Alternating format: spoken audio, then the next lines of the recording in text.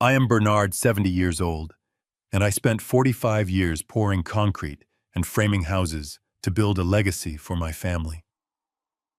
My son Jason and his wife Tiffany saw my life's work not as a gift, but as an endless buffet they were entitled to feast upon.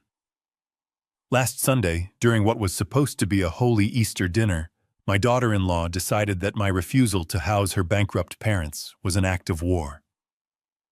As the $80 Cabernet dripped down my forehead, mixing with my own blood, I didn't scream.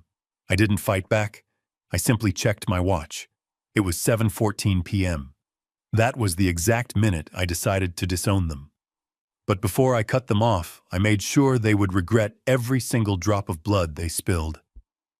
Before I tell you how a shattered wine glass ended my relationship with my only son, let me know where you are watching from in the comments below. Hit like and subscribe if you have ever been called selfish for protecting what you earned. This nightmare didn't start with a bang, but with the clinking of silverware in my dining room. The air was thick with the smell of roasted lamb and rosemary, a recipe my late wife used to make.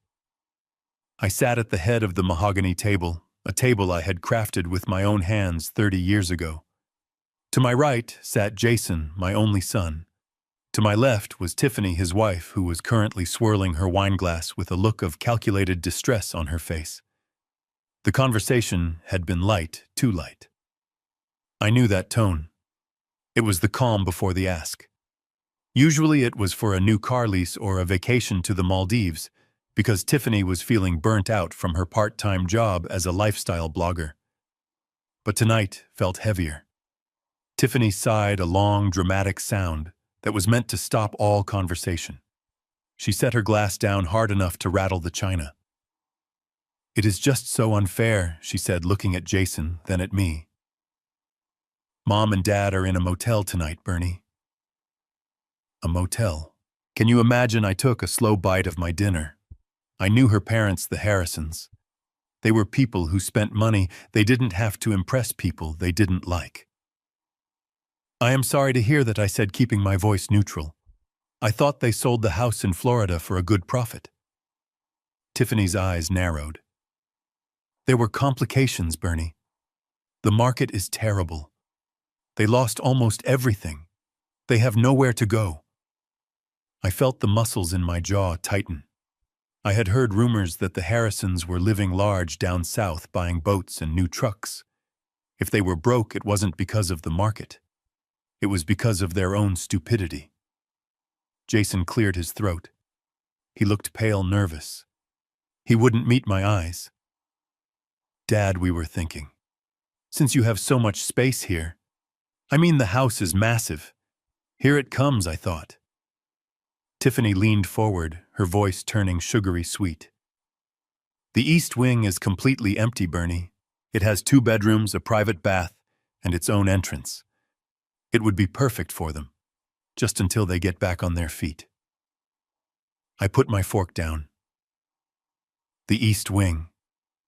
That was the addition I built for my wife when she got sick, so she could look out at the garden she loved. It was her sanctuary. Since she passed, I kept it pristine. It was a place of memory, not a boarding house for grifters. "No," I said. Simple. Direct. The silence that followed was deafening. Tiffany blinked as if she hadn't heard me correctly. "Excuse me," she asked.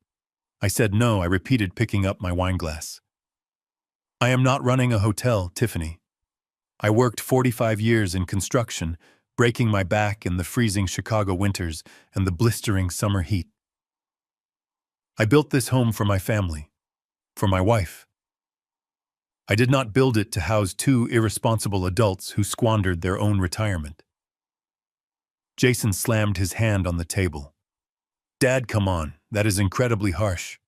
They are family." "They are her family, Jason," I corrected him. "And you know as well as I do that Bob and Linda Harrison have never worked a hard day in their lives. If they need money, they can get jobs. But they are not moving into the East Wing." Tiffany's face began to turn a shade of red that matched the wine. "You are unbelievable," she hissed. You are sitting here in this mansion all alone hoarding rooms you do not even use. My parents are suffering. I looked her dead in the eye. I am not hoarding rooms. I am living in my home. The home I paid for.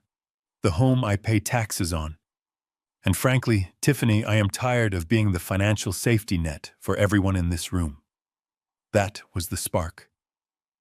Jason stood up his chair, scraping violently against the floor. You are being selfish, he screamed, his voice cracking. Always the same, isn't it? It is always about your money, your house, your rules. You have 5 empty bedrooms. What are you saving them for, ghosts? The disrespect stung more than I wanted to admit. I looked at my son. I saw a man of 40 who still acted like a child of 14. A man I had paid tuition for, whose car insurance I still covered, whose mortgage down payment I had provided. I am saving them for peace and quiet, I said, my voice dropping to a low, dangerous rumble. And if you think I am selfish, maybe you should try paying your own bills for a month. Tiffany stood up then. She was trembling, not with sadness, but with pure, unadulterated rage. She grabbed her wine glass. It was a large crystal goblet filled to the brim with the expensive Cabernet. You act like you are some kind of king, she shrieked. You are just a bitter, lonely old man. And then she threw it. She didn't toss the wine. She threw the glass. I saw it coming, but I was too shocked to move. The crystal goblet struck me right above the left eyebrow. It didn't bounce off. It shattered. The sound was like a gunshot in the quiet dining room. Shards of crystal flew across the table. For a second, I felt nothing. Then a sharp, searing heat sliced across my forehead. I sat there stunned. The warm, sticky liquid began to pour down my face. It dripped into my left eye, stinging and blurring my vision. I could taste it on my lips. Iron and tannins, blood and wine. Jason gasped, "Oh my God!" Tiffany. Tiffany stood there, her chest heaving, her hand still raised. She looked horrified for a split second, but then her face hardened again. "Look what you made me do," she muttered. I didn't say a word. I didn't scream. I didn't curse. The chaos in the room seemed to slow down. I reached into my pocket and pulled out a handkerchief. I pressed it to my forehead. It soaked through, instantly turning a deep crimson. I pulled back my cuff and looked at my watch. It was a sturdy steel dive watch I had bought myself when I retired. The glowing hands read 7:14 p.m. I memorized that time. 7:14 p.m. The moment my family died. I stood up slowly. The chair didn't make a sound. I felt a coldness spreading through my chest, freezing over the love I had held for them. "Where are you going?" Jason asked, his voice trembling. "Dad, you are bleeding. We need to clean that up." I walked past him toward the hallway where my car keys hung. "I am going to the emergency room," I said. My voice sounded strange to my own ears. Detached. Mechanical. Jason ran ahead of me and blocked the front door. He spread his arms wide. "Dad, stop. You can't go out like that. You are in shock. Let us just calm down." Tiffany didn't mean it. It was an accident. I looked at him. I looked at the blood on his shirt where he had tried to grab me. "An accident is when you drop a glass, Jason," I said. "Throwing a projectile at someone's head is assault." Jason's eyes went wide. "Assault? Dad, do not be crazy. You are not going to the police. You are not leaving until you agree to talk this out." He stood his ground, thinking he could intimidate me. He forgot who I was. He forgot that before I was an old man in a nice suit, I was a man who carried 80-pound bags of cement up ladders for a living. I still had the grip strength of a vice. I stepped forward and grabbed Jason by the shoulder. I didn't shove him. I simply moved him. I applied pressure to his collarbone and swept him aside like he was made of straw. "Get out of my way," I growled, or I will add unlawful imprisonment to the list of charges." Jason stumbled back, shock written all over his face. He had never seen me like this. He had never seen the wolf beneath the sheep's clothing. I opened the heavy oak door and stepped out into the cool night air. My forehead was throbbing now, a steady drumbeat of pain. I walked to my truck, my trusty old Silverado that I kept perfectly maintained. As I started the engine, I saw Jason and Tiffany in the doorway. Tiffany was crying now, realizing the gravity of what she had done. Jason was shouting something, but the glass of the window muted his voice. I didn't look back. I put the truck in gear and drove down the long driveway. As I turned onto the main road, the adrenaline began to fade, replaced by a cold, sharp clarity. My head was bleeding, but my mind had never been clearer. They thought this was just a fight. They thought I would cool off, come back, and write a check to fix everything like I always did. They were wrong. I reached for my phone, but I didn't dial 911. Not yet. I opened my messages and found the name Richard Moretti, my attorney and oldest friend. My fingers, slick with blood, typed out a message that would set the rest of my life in motion. Phase 1 complete. Tiffany assaulted me. Going to ER. I pressed send. The screen glowed in the darkness of the cab. I wasn't just a victim driving to the hospital. I was a general mobilizing his army. And as the lights of the emergency room appeared in the distance, I knew one thing for certain. The Easter dinner was over, but the real carving was just about to begin. The interior of my Silverado was silent save for the hum of the tires on the asphalt and the rhythmic thumping of the blood in my temples. I glanced down at the passenger seat.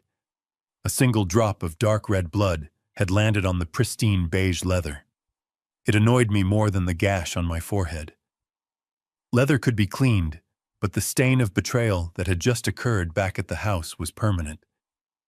I reached for a napkin from the center console and dabbed at the seat, my movements precise and controlled, despite the throbbing pain that was beginning to radiate behind my eyes. Most men in my position would be panicking. They would be speeding, running red lights, hyperventilating into their phone as they dialed 911. But I was not most men. I was a man who had spent 40 years calculating structural loads and anticipating collapse. I knew exactly how much pressure a beam could take before it snapped, and I knew exactly how much pressure my family could take before they turned violent. Tonight, the beam had finally snapped. I did not drive straight to the hospital entrance. I pulled into a side street 2 blocks away, putting the truck in park. The street lamp overhead cast a sickly yellow glow into the cab. I checked my reflection in the rearview mirror. The cut was deep, jagged, and ugly. It ran from just below my hairline to the middle of my brow. My left eye was beginning to swell shut. Good. It looked terrible. It looked like exactly what it was, a vicious assault on an elderly man. I pulled my phone from my pocket. My hands were steady. I navigated to my encrypted messaging app and found the thread with Richard Moretti. Richard had been my lawyer since the 80s. He was the only man I trusted to bury a body, though in this case we were burying my son's future. I typed out 3 sentences. Phase 1 complete. Tiffany assaulted me. Going to ER. I watched the 3 dots dance for a moment before the message marked as read. Almost instantly, a reply popped up. Document everything. Do not wash the shirt. I will meet you there in 20 minutes. I put the phone away. Phase 1. It sounded cold when I thought about it, but they had forced my hand. This was not a spur-of-the-moment decision. This was the culmination of 6 months of hell. As I put the truck back in gear and drove toward the emergency room lights, my mind drifted back to the start of it all. It began with small things. A missing gold cufflink here, $100 vanishing from my wallet there. I had thought I was becoming forgetful. I thought maybe age was finally catching up to me. But then I installed the audio recorders. Not cameras, just small high-fidelity voice recorders hidden behind the bookshelves and under the coffee table. I remembered sitting in my office late one night, headphones on, listening to Tiffany and Jason discuss me while I was supposedly asleep. They did not speak of me with love. They spoke of me as an obstacle. I heard Tiffany call me a senile old miser. I heard Jason laugh and agree, saying that I could not hold on to the purse strings forever. They were waiting for me to die. When I realized they were not just ungrateful but actively predatory, I went to Richard. We looked at the options. Evicting them would be messy. Cutting them off financially would lead to tantrums and possibly elder abuse lawsuits claiming I was mentally incompetent. No, Richard had said. If you want them out, really out, you need cause. You need them to cross a line that the law cannot ignore. You need a criminal act. So I waited. I became difficult. I said no to small requests. I criticized Tiffany's spending. I poked the bear, knowing that eventually the bear would swipe. And tonight, with a wine glass to the face, Tiffany had given me the golden ticket. I pulled up to the emergency room entrance. I left the truck in the drop-off zone, not caring about the parking rules. Let them tow it.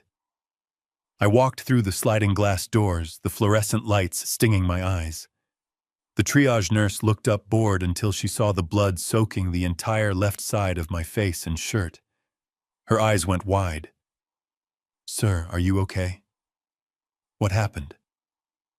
I leaned against the desk, letting my shoulders slump, letting the exhaustion wash over me. I needed to play the part. "I am not sure," I mumbled, my voice raspy. "My daughter-in-law." She threw a glass. It hit me. The nurse was on her feet instantly. "Code gray to triage," she said into her radio, rushing around the counter to guide me to a wheelchair. "We need to get you back immediately." The next hour was a blur of activity. They wheeled me into a private bay. A young doctor with tired eyes examined the wound. He whistled low under his breath. "That is a nasty one, Mr. Kowalski. You are going to need quite a few stitches. We need to clean this out thoroughly to make sure there is no glass embedded in the tissue." I nodded. "Do what you have to do." The cleaning was worse than the impact. The antiseptic stung like fire, but I welcomed the pain. It kept me sharp. It kept me angry. As the doctor began to sew me up, pulling the skin together with black nylon thread, a police officer entered the room. He was young, maybe 30, with a buzz cut and a notepad in his hand. "Officer Miller," he introduced himself. The nurse called it in as a domestic assault. "Can you tell me what happened tonight?" I looked at the officer. I did not see a young man. I saw a tool, a weapon I could wield. I took a deep breath. My son and his wife were at my house for Easter dinner. I began keeping my voice steady and factual. There was a disagreement about money. My daughter-in-law, Tiffany Kowalski, became enraged when I refused to let her parents move into my home. She picked up a heavy crystal wine glass and threw it at my head from a distance of about 4 feet. It was not accidental. She looked at me, screamed insults, and then threw it with force. The officer was writing furiously. "And your son, Jason. Did he participate?" I paused. This was the hardest part. Jason had not thrown the glass, but he had blocked the door. He had tried to stop me from leaving. He stood by while his wife abused me for months. "He is an accessory," I said coldly. "He prevented me from leaving the premises after I was injured. He tried to physically restrain me. I had to force my way out." The doctor tied off the last stitch. 12 stitches. A nice round number. Officer Miller looked up from his notepad. "Mr. Kowalski, given the severity of the injury and the fact that you are over 65, this falls under felony elder abuse statutes in this state. Do you want to press charges?" The room went silent. The doctor stopped cleaning his instruments. The nurse paused by the door. They were all waiting for the answer. Usually parents protect their children. Usually they say it was a mistake, that they do not want to ruin anyone's life. But my life had already been ruined. My sanctuary had been violated. My trust had been shattered. I looked Officer Miller in the eye. I want to press full charges against Tiffany Kowalski for assault with a deadly weapon and elder abuse. I also want to file for an immediate emergency restraining order against both Tiffany and Jason Kowalski. I do not want them within 500 feet of me or my property. Officer Miller nodded, his face grim. I understand. We take this very seriously. I will need to take photos of your injuries for evidence. After that, we will dispatch a unit to your residence. I nodded and sat up straighter as he raised his camera. Flash. Flash. Flash. Each burst of light was a nail in their coffin. When he was done, I asked the question that had been burning in my chest since I left the house. What happens now? Officer Miller holstered his camera and keyed his radio. He looked at me with a mixture of pity and respect. Now, Mr. Kowalski, we go pick her up. Dispatch, this is Unit 4. I have a confirmed felony assault at the ER. Victim has requested charges. Suspect is at the residence. Send a unit to apprehend. I listened to the crackle of the radio, the voice of the dispatcher confirming the order. A sense of dark satisfaction settled in my gut. They were probably still at the house arguing, maybe trying to clean up the wine, thinking they had time to spin a story. They thought I was just an old man licking his wounds. They had no idea that the siren they would hear in a few minutes was not coming to help them. It was coming to end them. I lay back against the stiff hospital pillow and closed my eyes. The pain in my head was still there, but it was bearable now. Richard would be here soon with the paperwork. Phase 1 was indeed complete. The trap had been sprung. Now we just had to watch them thrash.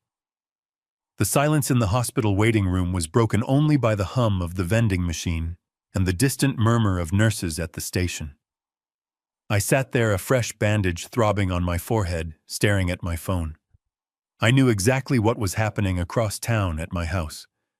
I could visualize it with the clarity of a man who had built that structure from the ground up. By now, Jason and Tiffany would be in panic mode. They would be on their hands and knees, scrubbing the expensive hardwood floors with bleach, trying to erase the red wine and the blood before it stained the grain. They were not cleaning up a spill. They were destroying evidence. They probably thought they had gotten away with it. They likely told themselves that the old man was just being dramatic, that I would cool off, drive around for an hour, and come home to apologize for making a scene. They had no idea that a patrol car was turning onto our street, its lights cut to avoid detection until the last second. My phone buzzed against the hard plastic of the chair. It was a text from Officer Miller.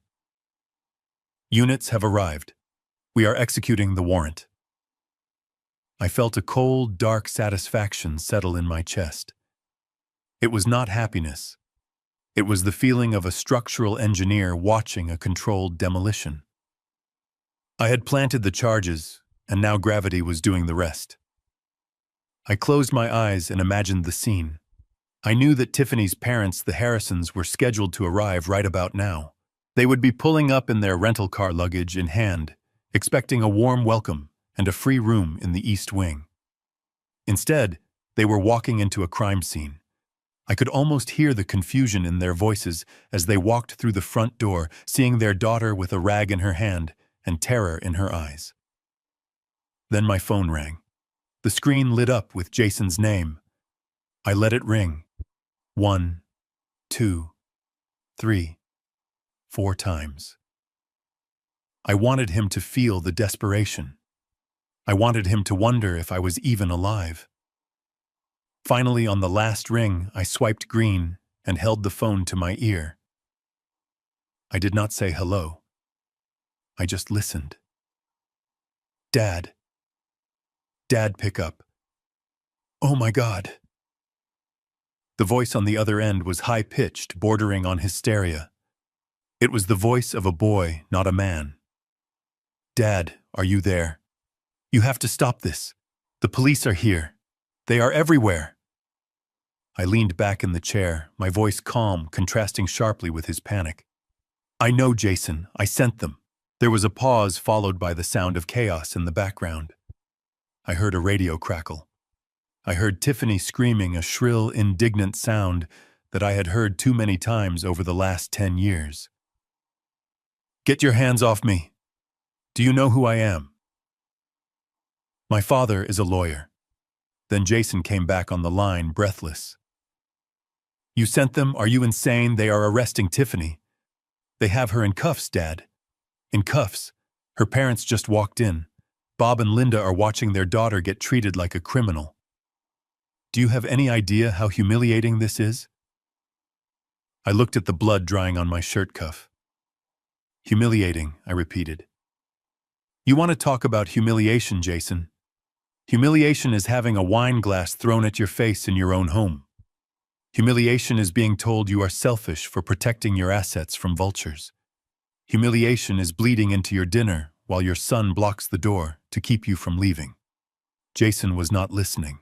He was too busy feeling sorry for himself. "This is a misunderstanding." She slipped. The glass slipped. You cannot put my wife in jail over a broken glass. You need to tell them to stop. Tell them you fell. Tell them anything." I let out a short, dry laugh. It hurts to laugh with 12 stitches in your forehead, but I could not help it. "You want me to lie to the police, Jason. You want me to commit a crime to cover up her crime. That is exactly why we are here. You have spent your whole life thinking there are no consequences. You think because I paid for your college and your car and your house down payment that I will pay for this too.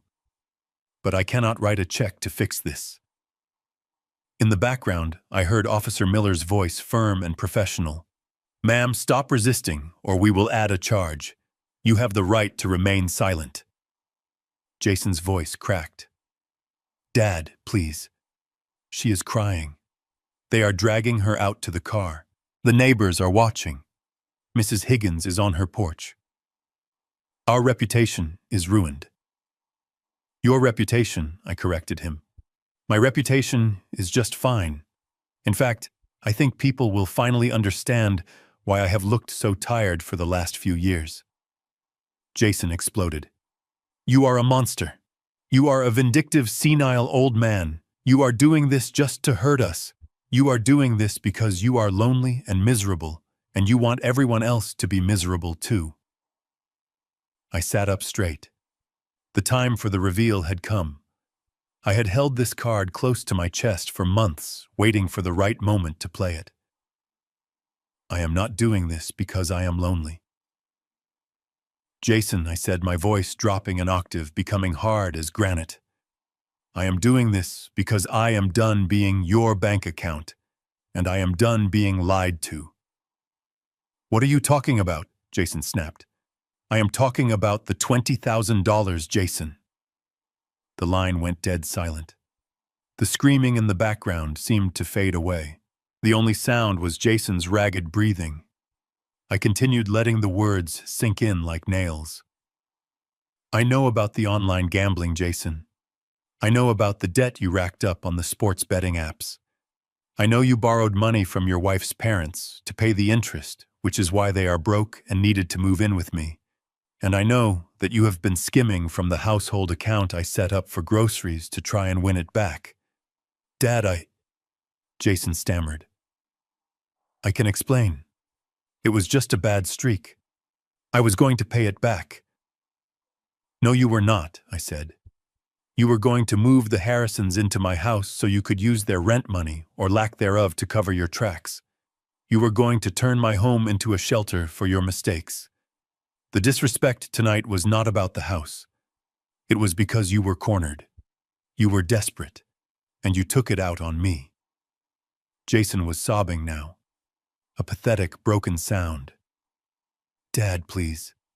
I am in over my head. If Tiffany goes to jail, her parents will find out everything.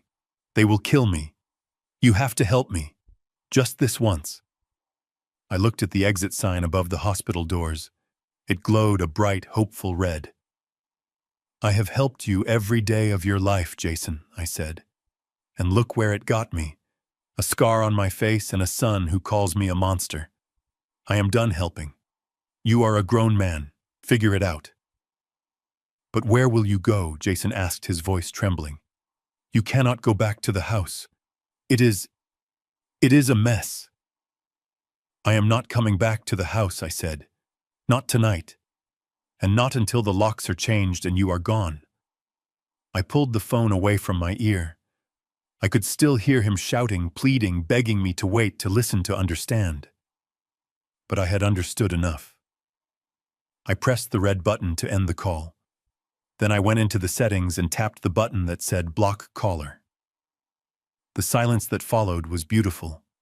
I stood up, my legs feeling surprisingly steady. I walked out of the emergency room and hailed a taxi. The driver, an older man with a kind face, looked at my bandage but didn't ask questions. Where to? He asked. Take me to the peninsula, I said. He raised an eyebrow. The fancy one downtown? The very same, I replied. The ride to the hotel was smooth. I watched the city of Chicago pass by, the lights blurring into streaks of gold and silver. I had built buildings in this city. I had left my mark on the skyline. Now I was rebuilding my own life. When I walked into the lobby of the peninsula, the concierge did not look at my bloody shirt with disgust. He looked at me with concern and professionalism. I handed him my black credit card. I need a suite, I said. Ocean view. If you have it, though, I know we are on a lake, and I need a bottle of your best bourbon sent up. And one more thing.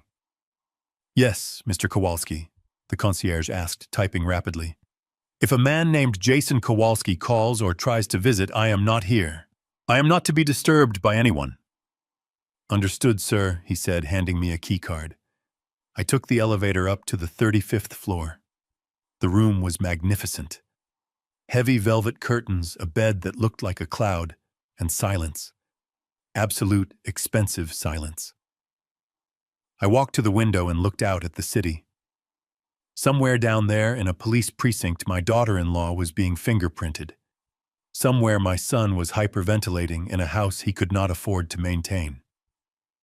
I poured myself a glass of bourbon from the minibar. It burned, going down, a good clean burn that matched the fire in my gut. I sat in the leather armchair and took a deep breath. Phase 1 was over. The enemy was in retreat. But as I swirled the amber liquid in the glass, I knew this was just the beginning. The real war, the war for my legacy and my company, was just about to start. And unlike Jason, I never gambled unless I knew the outcome. I took a sip and whispered into the empty room. Your move, son. The morning sun hitting the 35th floor of the peninsula was not warm. It was exposing. It cut through the sheer curtains and landed right on the manila envelope sitting on the marble coffee table. I sat there in a plush bathrobe that cost more than my first car, sipping black coffee that tasted like roasted nuts and victory. My head throbbed with a dull, rhythmic ache under the bandage, a constant reminder of the glass that had shattered my family. But the pain was secondary. The primary sensation coursing through my veins was anticipation.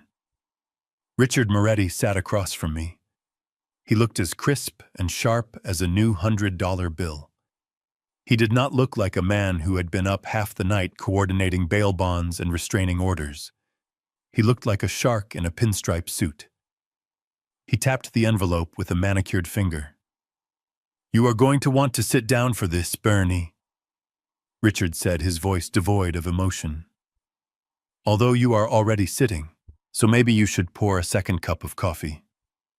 I put my cup down. I do not need caffeine, Richard. I need ammunition. Tell me what the private investigator found. Richard opened the folder. The sound of the paper sliding against the table was the only noise in the room. He laid out 3 documents side by side. They were bank statements and property deeds. Standard paperwork until you looked at the numbers. Here is the narrative your daughter-in-law spun last night, Richard began. Her parents, Bob and Linda Harrison, are destitute. The market crashed. They lost their home in Florida. They have nowhere to go but the street or your East Wing. I nodded. That was the story. the tearful plea that led to my injury. Richard pointed to the first document. This is the closing statement for the sale of their property in Boca Raton. It closed 4 days ago. I leaned in, squinting slightly. My eyes widened. The sale price was not a foreclosure amount. It was not a short sale. It was $650,000. Cash, Richard added. No mortgage to pay off. After closing costs and fees, they walked away with over $620,000 in pure liquid cash. It was deposited into a joint account at Chase Bank on Tuesday. I felt a laugh bubbling up in my chest, a dark, cynical thing. They have over $500,000 in the bank, I whispered, and they are sleeping in a Motel 6 to sell the poverty story. It gets better, Richard said, a thin smile playing on his lips. He slid the second document toward me. It was a glossy printout, an invoice from a luxury RV dealership in Tampa. This is a purchase order dated yesterday morning, Richard explained, for a Winnebago Horizon. It is a 40-foot diesel pusher, marble floors, king-size bed washer and dryer on board. The sticker price is $400,000. I stared at the photo of the vehicle. It was a mansion on wheels. It was nicer than the first house I built for myself. They put down a $10,000 non-refundable deposit, Richard continued. They are scheduled to pick it up next week. I sat back, the pieces of the puzzle clicking into place with a sickening thud. The plan was never to live with me permanently. The plan was to use my house as a storage unit and a free base of operations. They wanted to park their parents in my east wing so they could avoid paying rent while they waited for their luxury land yacht to be ready. And once they had the RV, they were going to travel the country, living the high life on the remaining $200,000, while I stayed home mowing the lawn and paying the utilities. I was not just a bank to them all. I was the help. I was the unpaid security guard for their stuff while they lived like kings. And Jason? Asked my voice low. Does he know? Richard shrugged. That is the $1,000,000 question. Or rather, the $600,000 question. Either he is in on it, and he helped them orchestrate this con to get them into your house, or he is the biggest fool in Chicago, and his wife and in-laws are playing him just as hard as they are playing you. I looked out the window at the skyline. I thought about Jason. I thought about how he had looked at me last night, eyes full of accusation, calling me selfish. He had called me selfish for not housing millionaires. The irony was so thick I could taste it. It does not matter if he knows, I said, standing up and walking to the desk in the corner of the room. He is about to find out. I opened my laptop. The screen glowed, waiting for a command. I logged into my email. I started a new message. To Jason Kowalski. Subject, the poverty plea. Scan them, I told Richard. Richard pulled a portable scanner from his briefcase. Within minutes, the digital files were on my screen. The closing statement showing the cash windfall. The invoice for the luxury RV. I attached them to the email. I typed a short message. No greeting, no signature, just facts. Jason. Before you accuse me of destroying your family again, you should know who you are really fighting for. Your in-laws are not homeless. They are richer than you are. They sold their house for cash and bought a $400,000 RV. They wanted to move in to save money for gas. You are not a savior son. You are a dupe. Read the attachments. Then ask your wife why she threw a glass at my face to protect a lie. I hovered my finger over the send button. This was it. This was the moment I stripped away the excuse he had been clinging to. He could no longer hide behind the moral high ground. He could no longer say he was just trying to help family. I clicked send. The swoosh sound of the email departing was soft, but the impact would be nuclear. I sat back down on the sofa and looked at Richard. Now what? Now we wait, Richard said, closing his briefcase. If he has any spine left, he will leave her. If he has any brain left, he will apologize to you. I checked my watch. 10:00 a.m. Jason would be at the police station by now, or maybe meeting with a bail bondsman trying to scrape together 10% of whatever the judge set for Tiffany. He would check his phone. He always checked his phone when he was nervous. 10 minutes passed, then 20. The silence in the hotel room stretched tight like a piano wire. I expected my phone to ring. I expected him to call, screaming that it was a fake or sobbing that he didn't know. I expected denial. I expected rage. But the phone remained dark. 30 minutes. The silence began to change. It shifted from expectant to heavy. It was a suffocating, dense silence. It was the silence of a man who had just realized that the ground he was standing on did not exist. It was the silence of total, devastating humiliation. "He is reading it," I said softly. "He is reading it over and over again." "He is looking at his wife," Richard said. "He is looking at her sitting in a holding cell, or maybe sitting in the car next to him. And he is realizing that the woman he married is a stranger." Or I said, a darker thought entering my mind. He is realizing that he is too weak to do anything about it. I stared at the black screen of my phone. That silence hurt more than the shouting match the night before. Shouting is engagement. Shouting means there is still a connection, however volatile. Silence is the death of hope. He wasn't calling because there was nothing to say. The truth was too big, too bright, and too ugly to argue with. I poured myself another cup of coffee, my hand shaking just slightly. The caffeine didn't help. The image of the RV invoice was burned into my retina. A $400,000 toy. And for that, for a toy, my son was willing to let his father bleed. "Leave the file, Richard," I said. "I have a feeling I am going to need to look at it again." Richard nodded and stood up to leave. "You know where to find me, Bernie. Step 2 is securing the company assets. We do not want Jason doing anything rash with the business accounts now that he knows the gravy train has derailed." I didn't answer. I was still watching the phone, willing it to light up. Willing my son to be the man I raised to call me and say he was sorry that he was leaving them, that he was coming back to my side. But the phone stayed black. And in that silence I realized that the son I thought I had might be gone forever, replaced by a man who would swallow any lie just to keep the peace with a woman who despised him. The hook was in the lie was exposed, but the gut feeling told me the worst was yet to come. I turned to look at the door Richard had just closed. I was alone in a luxury suite, vindicated by the truth, yet entirely, completely alone. The knock on the door came exactly 45 minutes after I sent the email. It was not a confident knock. It was a hesitant scratching sound, like a dog asking to be let in out of the rain. I finished my coffee, placed the cup on the saucer with a deliberate clink, and walked to the heavy oak door. I checked the peephole.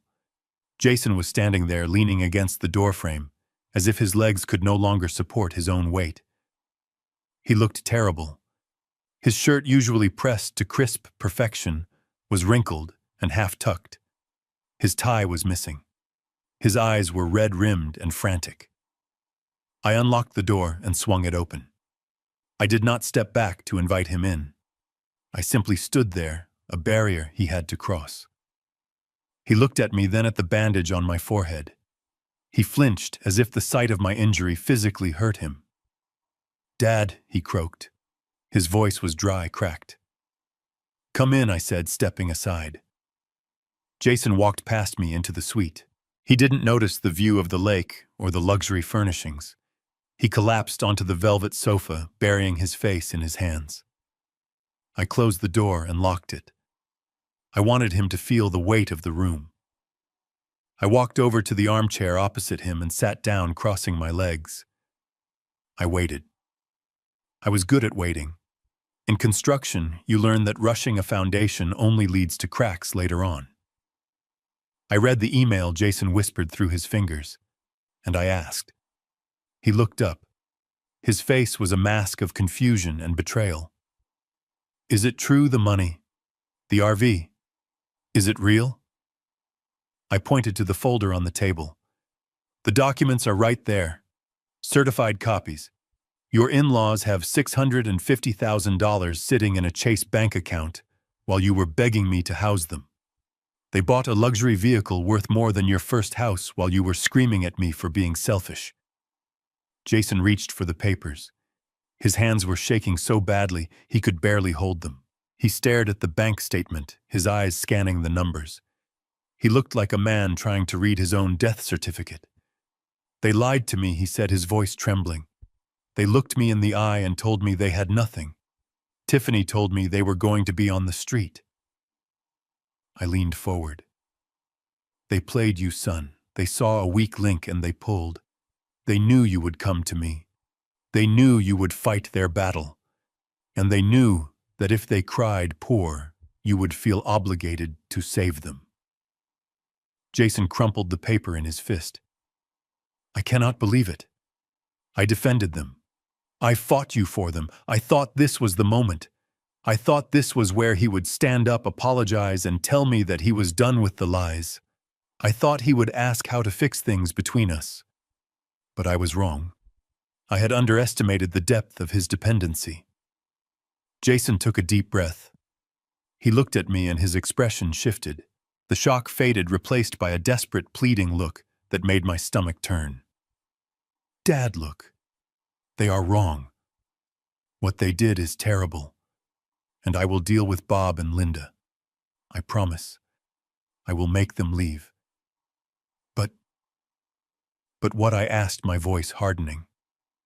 But Tiffany is a mess right now, he said, the words tumbling out fast. She is in a cell, Dad. She is terrified. She didn't know about the money. I am sure of it. Her parents manipulated her just like they manipulated me. She is a victim here, too. I stared at him.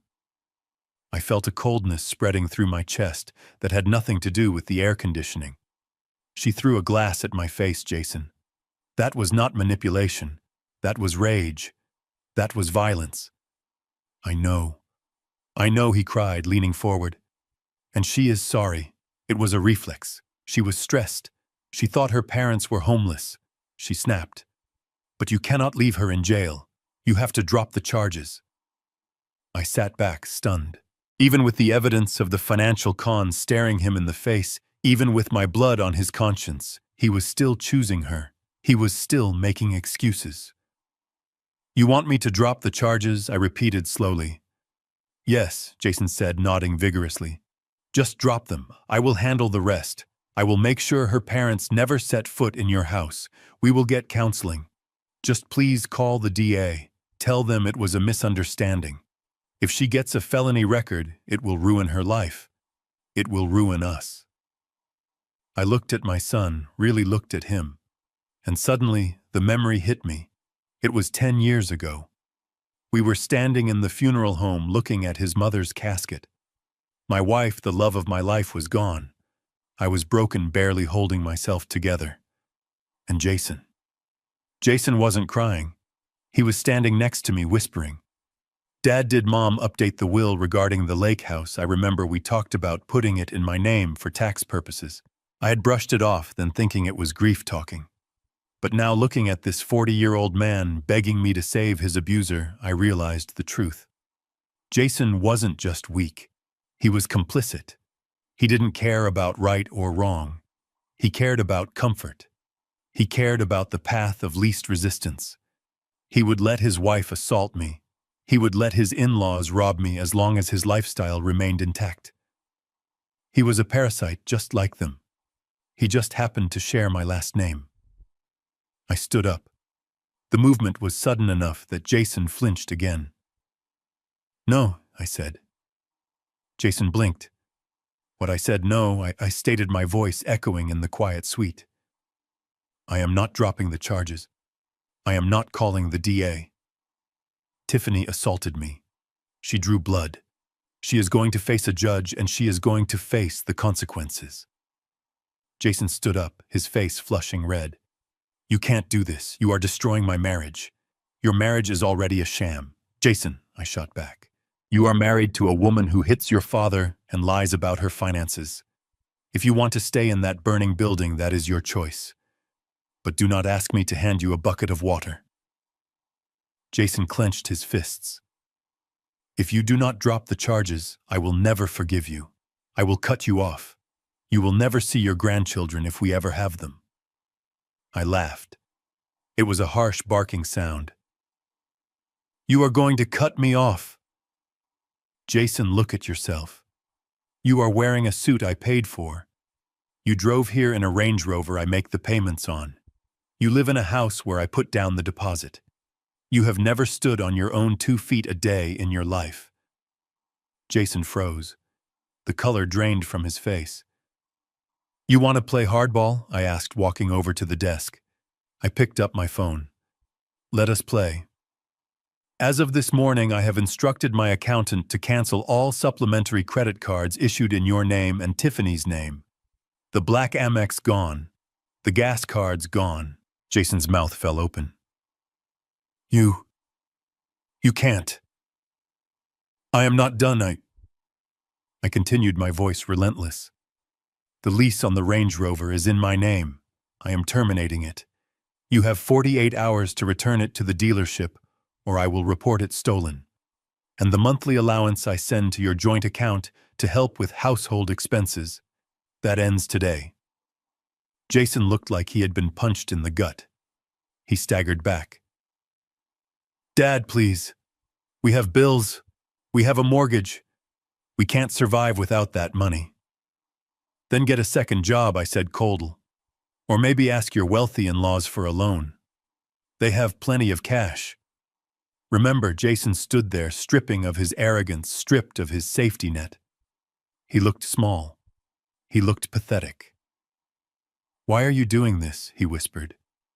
"Because I love you enough to stop funding your destruction," I said.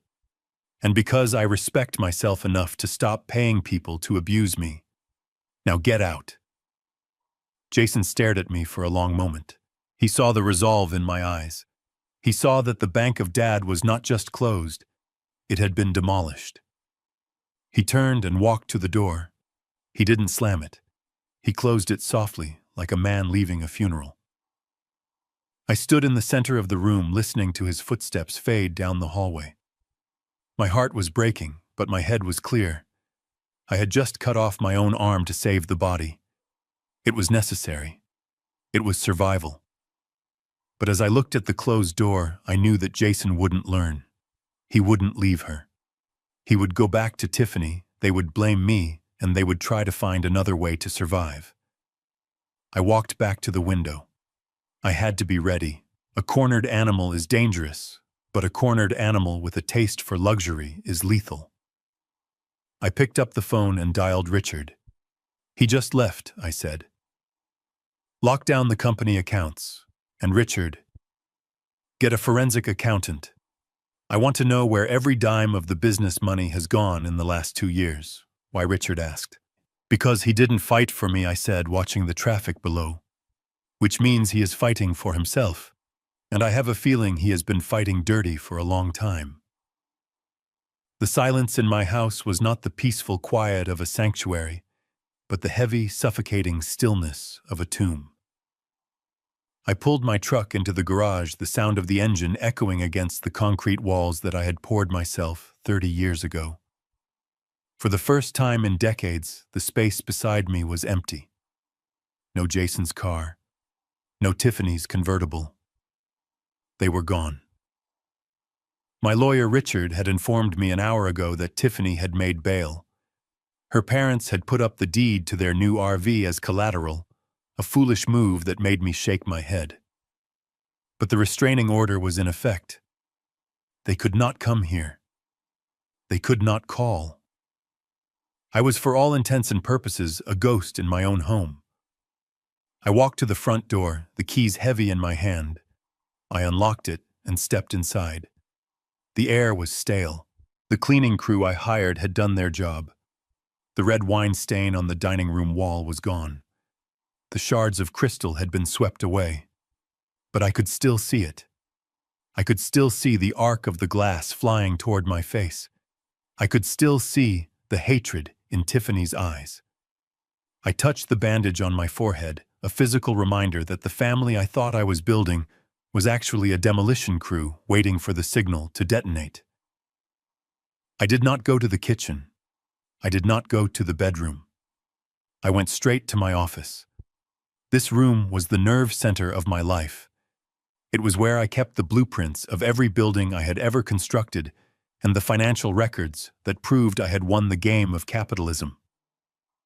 I walked across the Brazilian cherry wood floors I had laid with my own hands, kneeling for days until my knees were bruised and swollen. I knew every grain, every knot, every imperfection in this wood. That was why I stopped dead in my tracks 3 feet from the wall. There was a scratch. It was not a normal scratch from a moving chair or a dropped pen. It was a deep, jagged gouge in the finish cutting through the sealant and into the raw wood. It was fresh. The wood underneath was still pale, not yet darkened by oxidation. I knelt down, running my calloused finger over the mark. It was curved.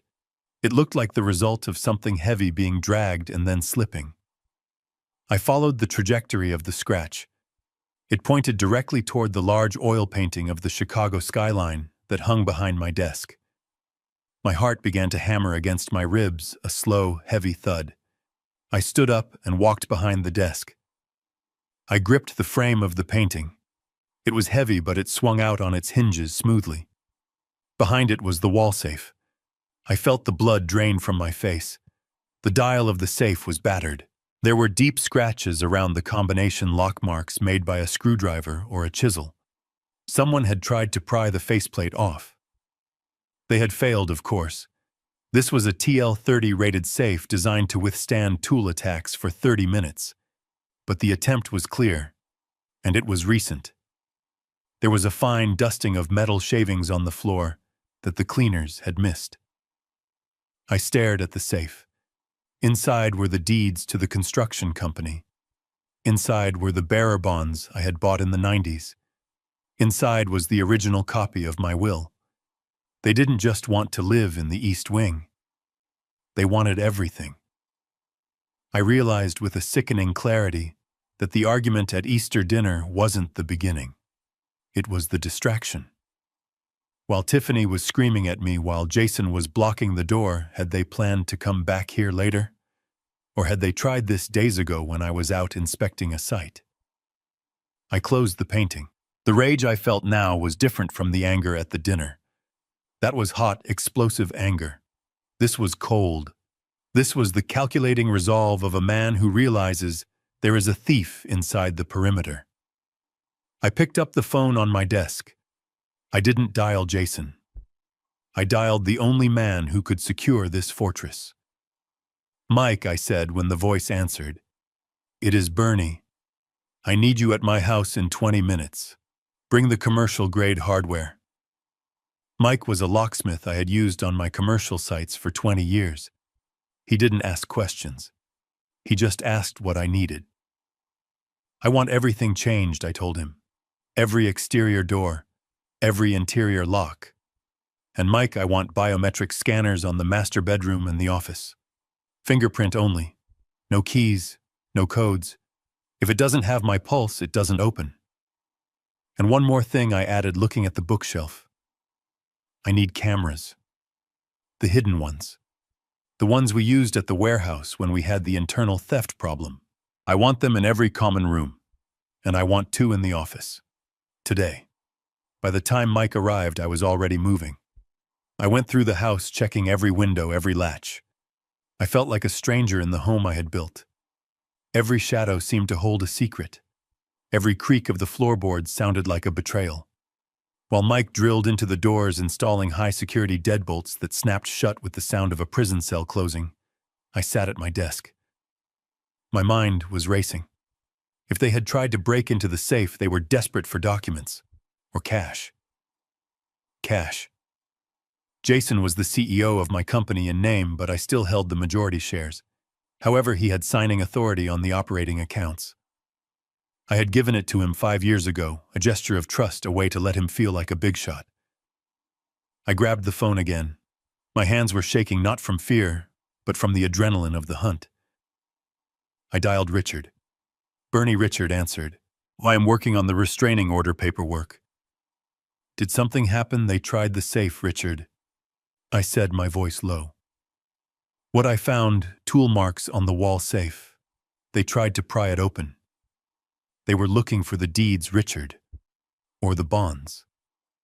There was a moment of silence on the line.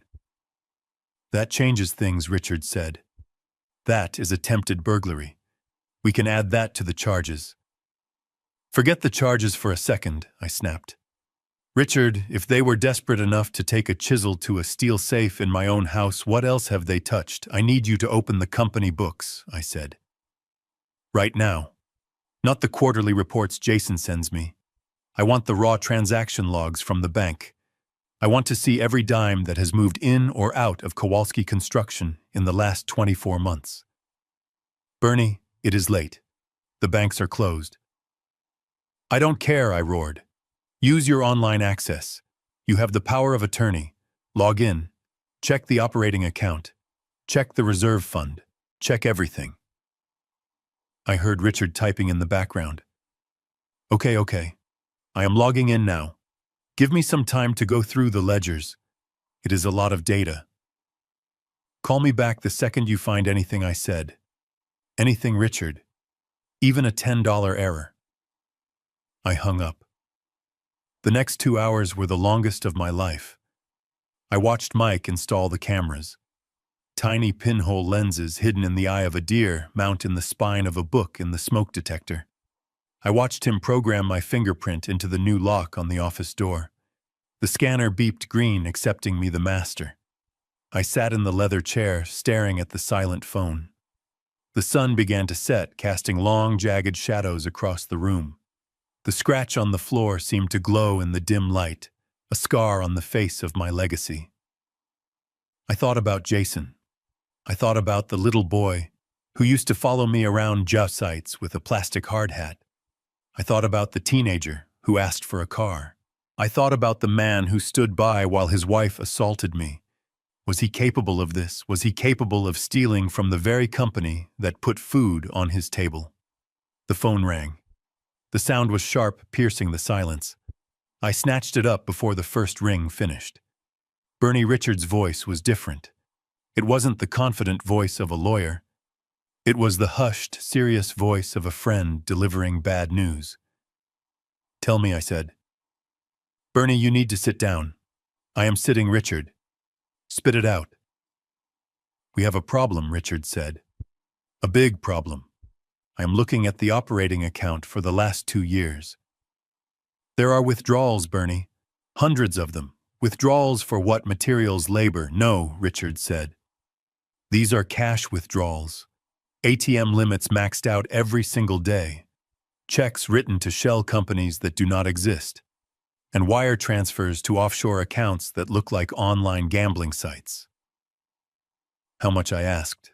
I felt a cold numbness spreading from my fingertips up my arms. Richard exhaled a sound of pure disbelief. Bernie, the reserve fund is almost gone. The operating capital is down to fumes. I am still tallying it up, but just at a glance. We are looking at over $250,000. The room spun.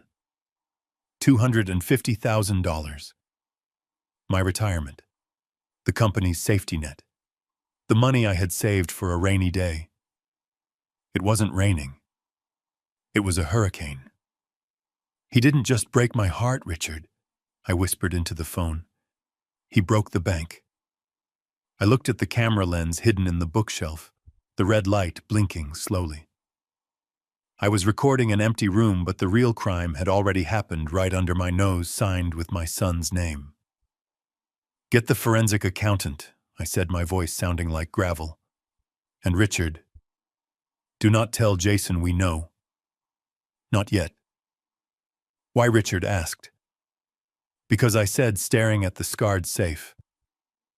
I am going to set a trap, and I want to see if he walks into it. The digital clock on the wall of my home office read 2:00 a.m., but neither Richard nor I had yawned once. The coffee pot was sitting empty on the side table, a dark stain at the bottom, the only evidence of the caffeine that was fueling this nightmare.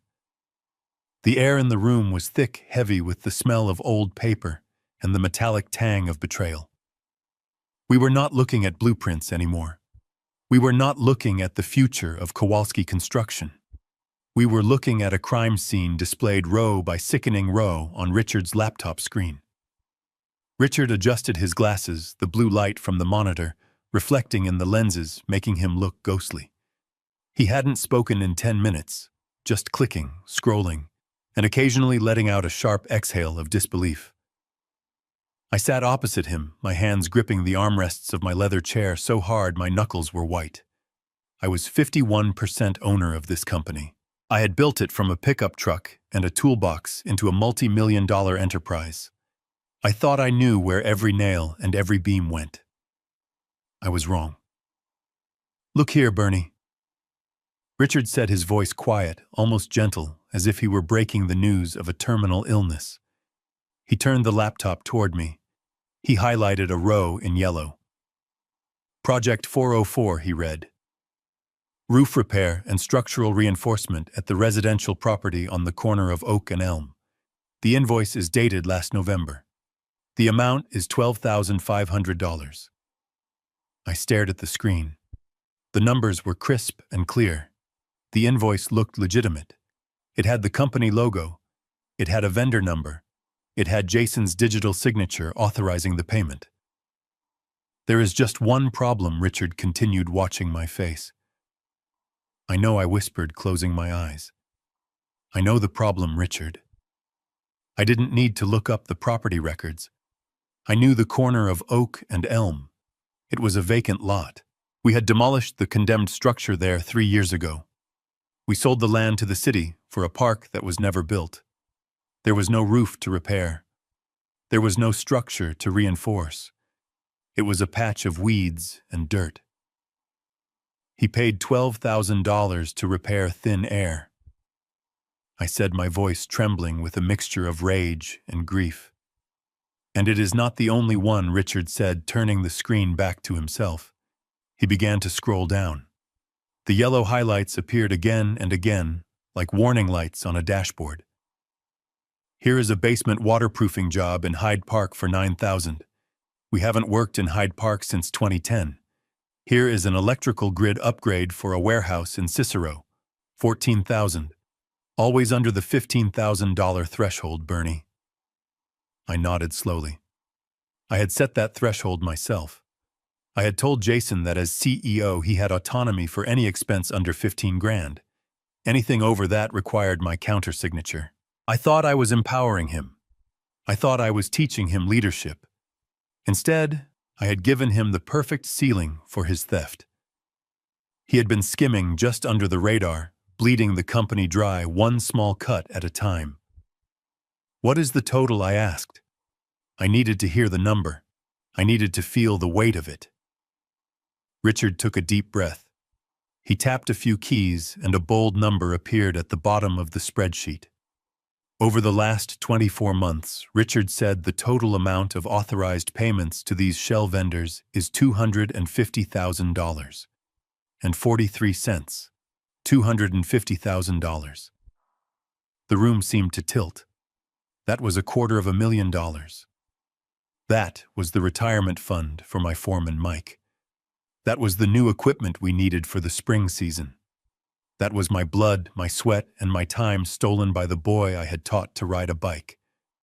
"Where did it go?" I asked. "The money didn't just vanish, Richard. It went somewhere." Richard opened another window. He had been busy.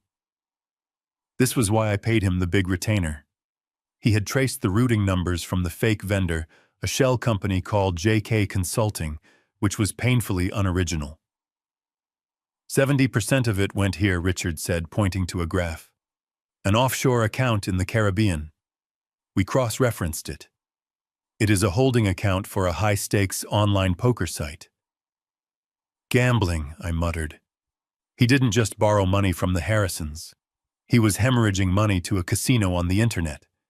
"And the rest?" I asked. Richard hesitated. He looked uncomfortable. "The rest went to pay off credit card bills. specifically a card in Tiffany's name. I pulled the merchant codes, Bernie. It is mostly luxury retail. I looked at him. Be specific, Hermes Richard said. Gucci. And a significant charge at a plastic surgery clinic in the Gold Coast. I felt the bile rise in my throat. My son stole $250,000 from his father's company. He gambled away the majority of it, and with what was left he bought handbags for the woman who had smashed a glass into my face. He funded her lifestyle with my labor. He was not just a bad son. He was a predator. He was an embezzler. I stood up and walked to the window. The night was black, devoid of stars. I saw my reflection in the glass. The bandage on my forehead, the lines etched deep around my mouth. I looked like a man who had survived a war only to be stabbed in the back by his own lieutenant. This is a felony, Bernie Richards said from behind me. This is grand larceny, embezzlement, fraud. We have the evidence. The digital trail is undeniable. I can call the police right now. They can pick him up at the motel. He will be in a cell next to his wife by sunrise. I stared at the darkness. It would be so easy. One phone call. The sirens would wail again. Jason would be handcuffed. Justice would be swift. But as I stood there watching the red light of the security camera blink in the reflection of the window, I realized that prison was too good for him. Prison was a pause. If I sent him to jail now, he would play the victim. He would blame the gambling addiction. He would say he was sick. He would get a lawyer who would plead for rehab instead of time. And Tiffany. She would wait for him playing the dutiful wife, spending the money they had stashed away. No, I said. Richard stopped typing. No, Bernie. He stole $250,000. I turned around. The anger was gone from my face, replaced by something colder, something harder. It was the look of a man who was done reacting and was ready to start executing. No police, I said. Not yet. Why, Richard asked, bewildered. Because if I arrest him now, he still has hope, I said, walking back to the desk. He still thinks he is smart. He still thinks he is entitled to my legacy. I don't want to just punish him, Richard. I want to break him. I sat down and leaned forward, my eyes locking with Richard's. I want to take away the one thing he loves more than the gambling and more than Tiffany. I want to take away his expectation. What do you mean? Richard asked. I mean, we are going to offer him a truce, I said, a grim smile touching my lips. We are going to invite them to a meeting. We are going to tell them that I am tired, that I am old, and that I want to settle this. You want to settle? Richard asked, his voice rising. After what they did, I want to offer them a trust fund, I said. A massive one. $2 million. Richard stared at me as if I had lost my mind due to the head injury. Bernie, have you gone senile? You want to give the thief $2 million? I tapped the table with my finger. I want to show him $2 million. I want him to sign for it. I want him to believe that he has won, that he has outsmarted the old man again, and then I want to watch him destroy himself with it. I pulled a notepad toward me and picked up a pen. Draft a trust agreement, Richard. Make it watertight. But I want a clause, a hidden clause. A trigger that snaps the trap shut the moment he makes a mistake. Richard looked at me and slowly, the confusion on his face turned into understanding. He saw the strategy. It wasn't about mercy. It was about total annihilation. You want to bait him, Richard said softly. I want to see if he is capable of redemption. I lied. But we both know he isn't. I want to give him enough rope to hang himself, Richard. And I want the knot to be tied by his own greed. I looked down at the spreadsheet one last time. The number $250,000 burned into my mind. He had taken my past. I was going to take his future. Set up the meeting, I said. Let us see how hungry they really are. The conference room in Richard's law firm was designed to intimidate. It had floor-to-ceiling windows overlooking the gray Chicago skyline, a table long enough to land a plane on, and air conditioning that kept the temperature at a crisp 65 degrees. I sat at the head of the table, my back to the view, Richard to my right.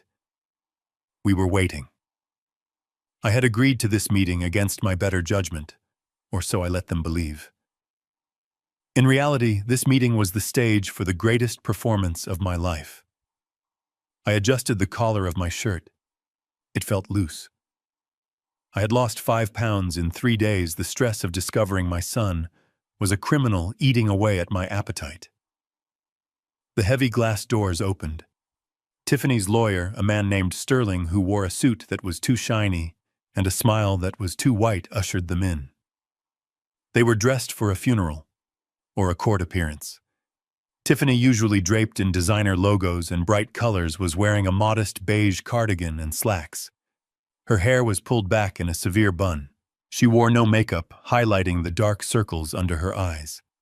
It was a costume. She was playing the role of the repentant, stressed-out housewife. Jason walked in behind her, head down, shoulders slumped. He looked like a man walking to the gallows, or perhaps a man suffering from a severe hangover. They sat at the opposite end of the table. The distance between us felt like miles. Mr. Kowalski Sterling began, his voice oily and smooth. "Thank you for agreeing to meet. My clients are devastated by the events of Sunday night. We are here to facilitate healing, not conflict." I didn't say anything. I just stared at Tiffany. I wanted to see if she could hold my gaze. She couldn't. She looked at the table, her hands twisting a tissue.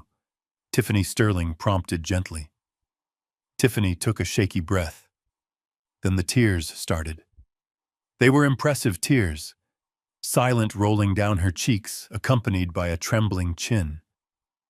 "Bernie," she whispered, "I am so sorry. I do not know what happened. I have been under so much pressure lately. With my parents losing everything and Jason's work stress, I just snapped. It wasn't me. That is not who I am." I listened to her sob about stress and anxiety. I listened to her promise that she had already booked an appointment with an anger management counselor. I listened, and all I could think about was the invoice for the Hermes bag she bought with my company's money. That bag cost more than the counseling sessions she was lying about, and the money Richard asked, cutting through the emotional fog. "We are not just here about the assault, Mr. Sterling. We are here about the $250,000 of unauthorized withdrawals from Kowalski Construction." The room went deadly silent. Tiffany stopped crying for a split second, then resumed with more intensity. Jason finally looked up. His face was pale.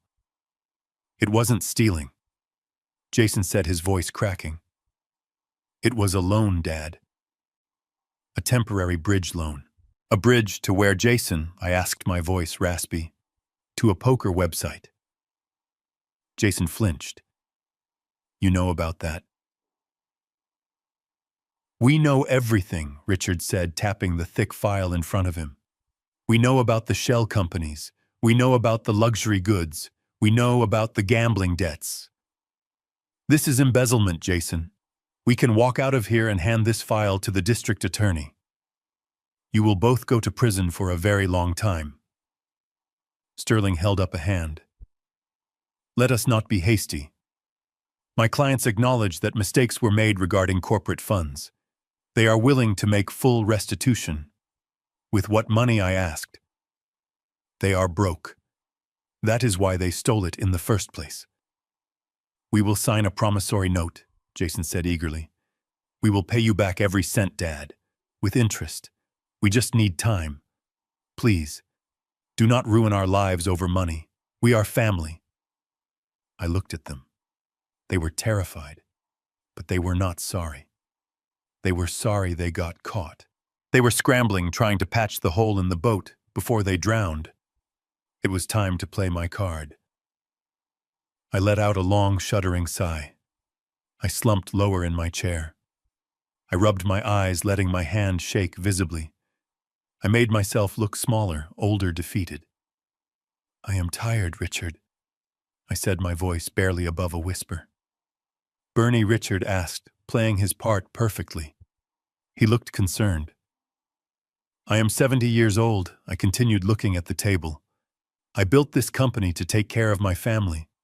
And now I am sitting here discussing sending my own son to jail." I looked up at Jason. I saw a flicker of hope in his eyes. "I do not want to spend my last years in a courtroom," I said. "I do not want the Kowalski name dragged through the mud in the press." "Dad," Jason said, leaning forward. "I will drop the charges," I said. Richard slammed his hand on the table. "Bernie, you can't be serious. They assaulted you. They stole $250,000. I waved a hand dismissively. "It is only money, Richard. And the cut on my head. It will heal." I looked at Tiffany. Her tears had miraculously stopped. She was watching me with the intensity of a hawk spotting a mouse. But I said, raising a finger, "There are conditions. Anything," Jason said. "Anything you want. First, I want a full confession regarding the money, signed and notarized. Just for my records, so I know I am not crazy. Second, you will start paying it back $500 a month. I know it will take a lifetime, but it is the principle." "We agree," Sterling said quickly. "Absolutely." "And third," I said, pausing for effect, "I realized something this week. I have been holding on too tight. I have been selfish, just like you said, Jason."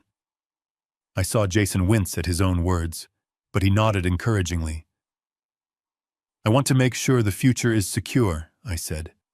"I am going to liquidate a portion of my personal assets, my bond portfolio." Tiffany's eyes widened. She knew about the bonds. She knew they were worth millions. "I am going to set up a trust fund," I announced, "for my future grandchildren, and for you two, to ensure you never have to resort to stealing again." I saw the look pass between Jason and Tiffany. It was electric. They thought I was capitulating. They thought I was a senile old man trying to buy their love back because I was afraid of dying alone. "A trust fund?"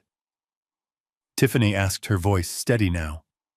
How much were you thinking, Bernie?" I leaned back, looking at the ceiling. $2 million. The air left the room. $2 million. It was a fortune. It was freedom. It was the answer to all their prayers.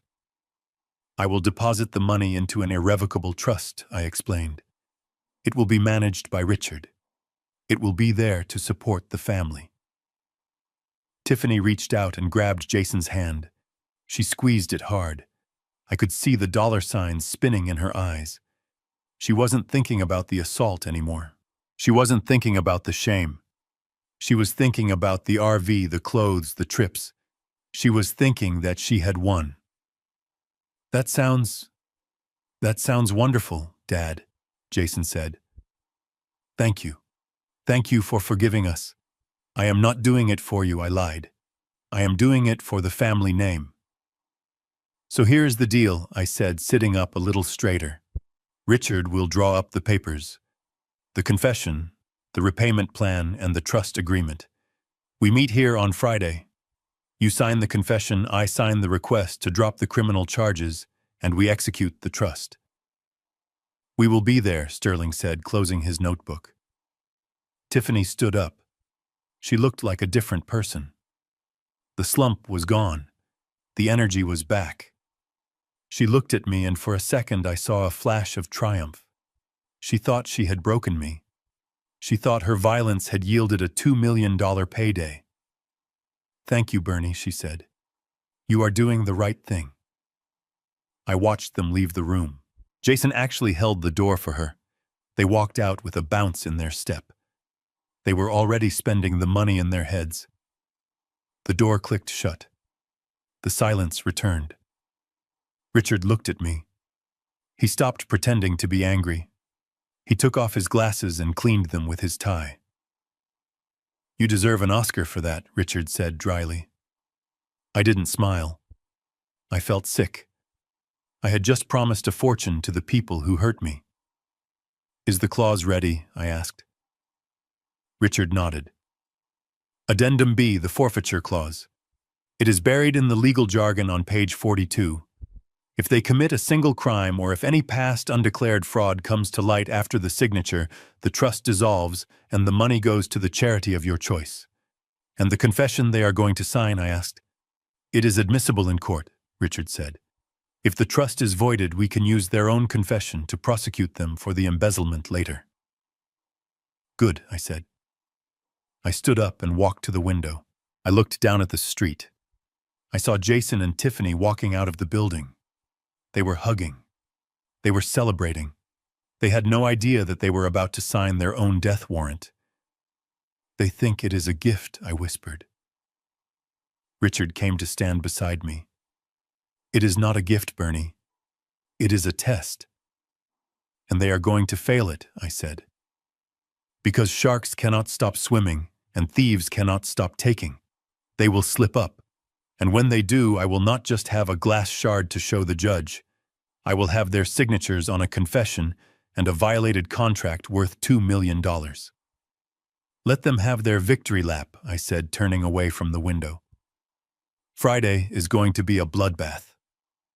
Friday arrived with a gray, relentless drizzle that washed over the Chicago skyline, turning the city into a blurred painting of steel and concrete. It was the perfect weather for an execution, although the victims walking into the conference room didn't know they were on death row. They thought they were walking into a bank vault to collect a prize. I sat in the same leather chair as before, my hands resting on the cane I had bought at a drugstore that morning. I didn't need the cane. My knees were fine and my balance was perfect. But the cane was a prop. It signaled frailty. It signaled a man who was physically and emotionally done with fighting. It made them lower their guard. Richard sat next to me, a silent sentinel. In the center of the mahogany table sat the document, the trust agreement. It was a thick stack of paper bound in a blue legal folder. 2 inches of dense legal jargon that stood between my son and $2 million. To Jason and Tiffany, that document looked like a winning lottery ticket. To me, it looked like a bear trap hidden under a pile of fresh autumn leaves. The door opened and they entered. The transformation in their demeanor from our last meeting was almost insulting. The tears were gone. The modest clothes were gone. Tiffany was wearing a sharp blazer and her favorite pearl earrings. Jason had shaved and wore a tie that I recognized because I had bought it for him 3 Christmases ago. They walked with a bounce in their step. They tried to suppress it, tried to look solemn and respectful, but the greed was leaking out of them like radiation. They could smell the money. "Good morning, Dad," Jason said, his voice smooth. He reached out to shake my hand. I took it. His palm was sweaty. "Good morning, son," I said, keeping my voice low and raspy. "Thank you for coming." Tiffany sat down, her eyes immediately darting to the blue folder on the table. She licked her lips. It was a subtle movement, unconscious, but I saw it. It was the look of a predator spotting a wounded animal. "We are just glad we can put this behind us," Tiffany said. "We want to move forward, Bernie, as a family." I nodded slowly, letting out a heavy sigh. "That is all I want too, Tiffany. Peace. I just want peace." Richard cleared his throat and pulled the document toward him. He opened it with a crisp snap of the paper. The sound echoed in the quiet room. As we discussed, Richard began his tone purely professional. "This is the Bernard Kowalski Irrevocable Family Trust. It is funded with a principal amount of $2 million liquidated from Mr. Kowalski's municipal bond portfolio." I saw Jason's eyes widen when he heard the confirmation of the amount. $2 million. He was doing the math in his head. He was calculating how many hands of poker that could buy how many months of luxury living it could secure. Richard continued flipping through the pages. "The structure is standard. The trust will provide a monthly stipend to the beneficiaries, Jason and Tiffany Kowalski, for living expenses, medical costs, and maintenance of the family estate. The principal is to remain invested, but the dividends are substantial. Excellent, the lawyer, Mr. Sterling said. He was beaming. He was probably thinking about his commission. It appears everything is in order. We have a few formalities to go through, Richard said. He turned to page 10. Here we have the repayment agreement for the unauthorized corporate withdrawals.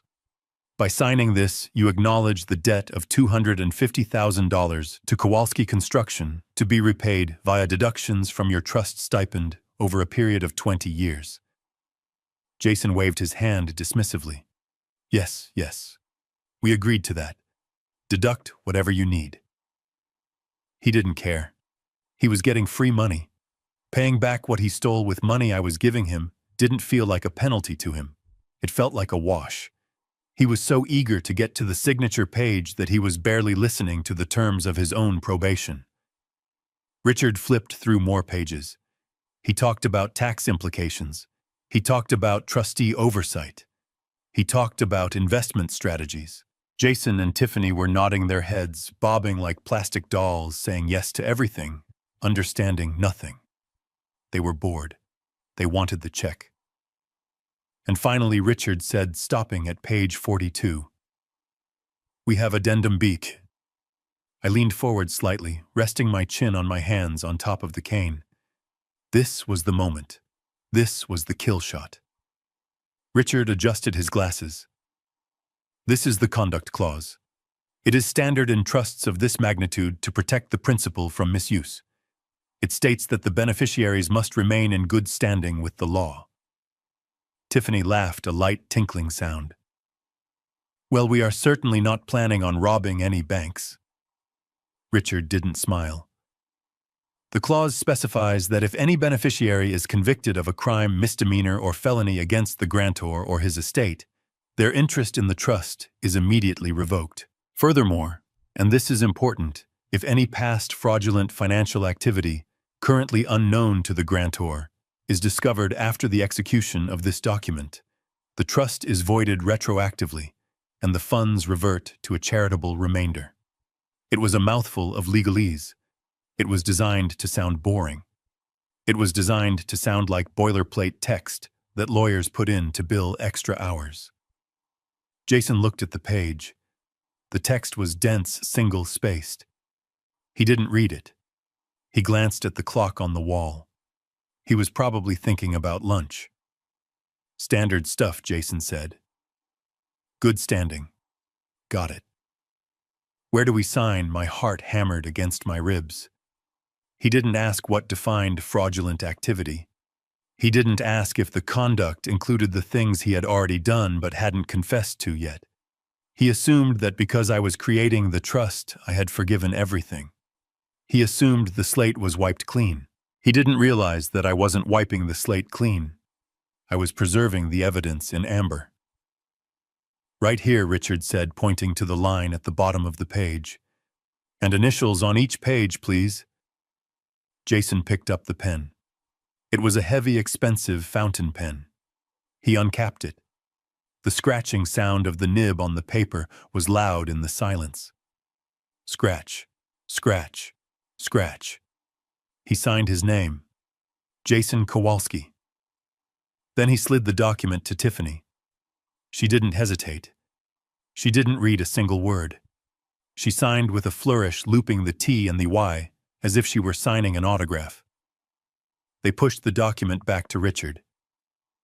Done, Jason said, leaning back in his chair with a satisfied exhale. I looked at the signatures. They were perfect. They had just signed a contract that said in essence that if I caught them doing anything else wrong, or if I found out about anything else they had done in the past, they lost everything. And the beauty of it was I already knew about the things they hadn't confessed to. I knew about the safety deposit box under Tiffany's maiden name. I knew about the second set of books Jason kept for the side jobs. I was just waiting for the ink to dry to use it. Richard closed the folder. Congratulations, he said, his voice flat. The trust is now active. Jason stood up and walked over to me.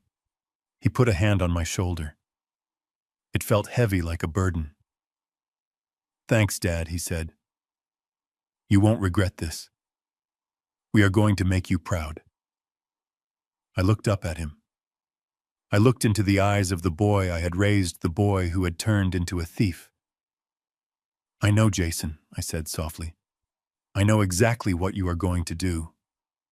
Tiffany came over and gave me a stiff hug. She smelled of expensive perfume bought with my money.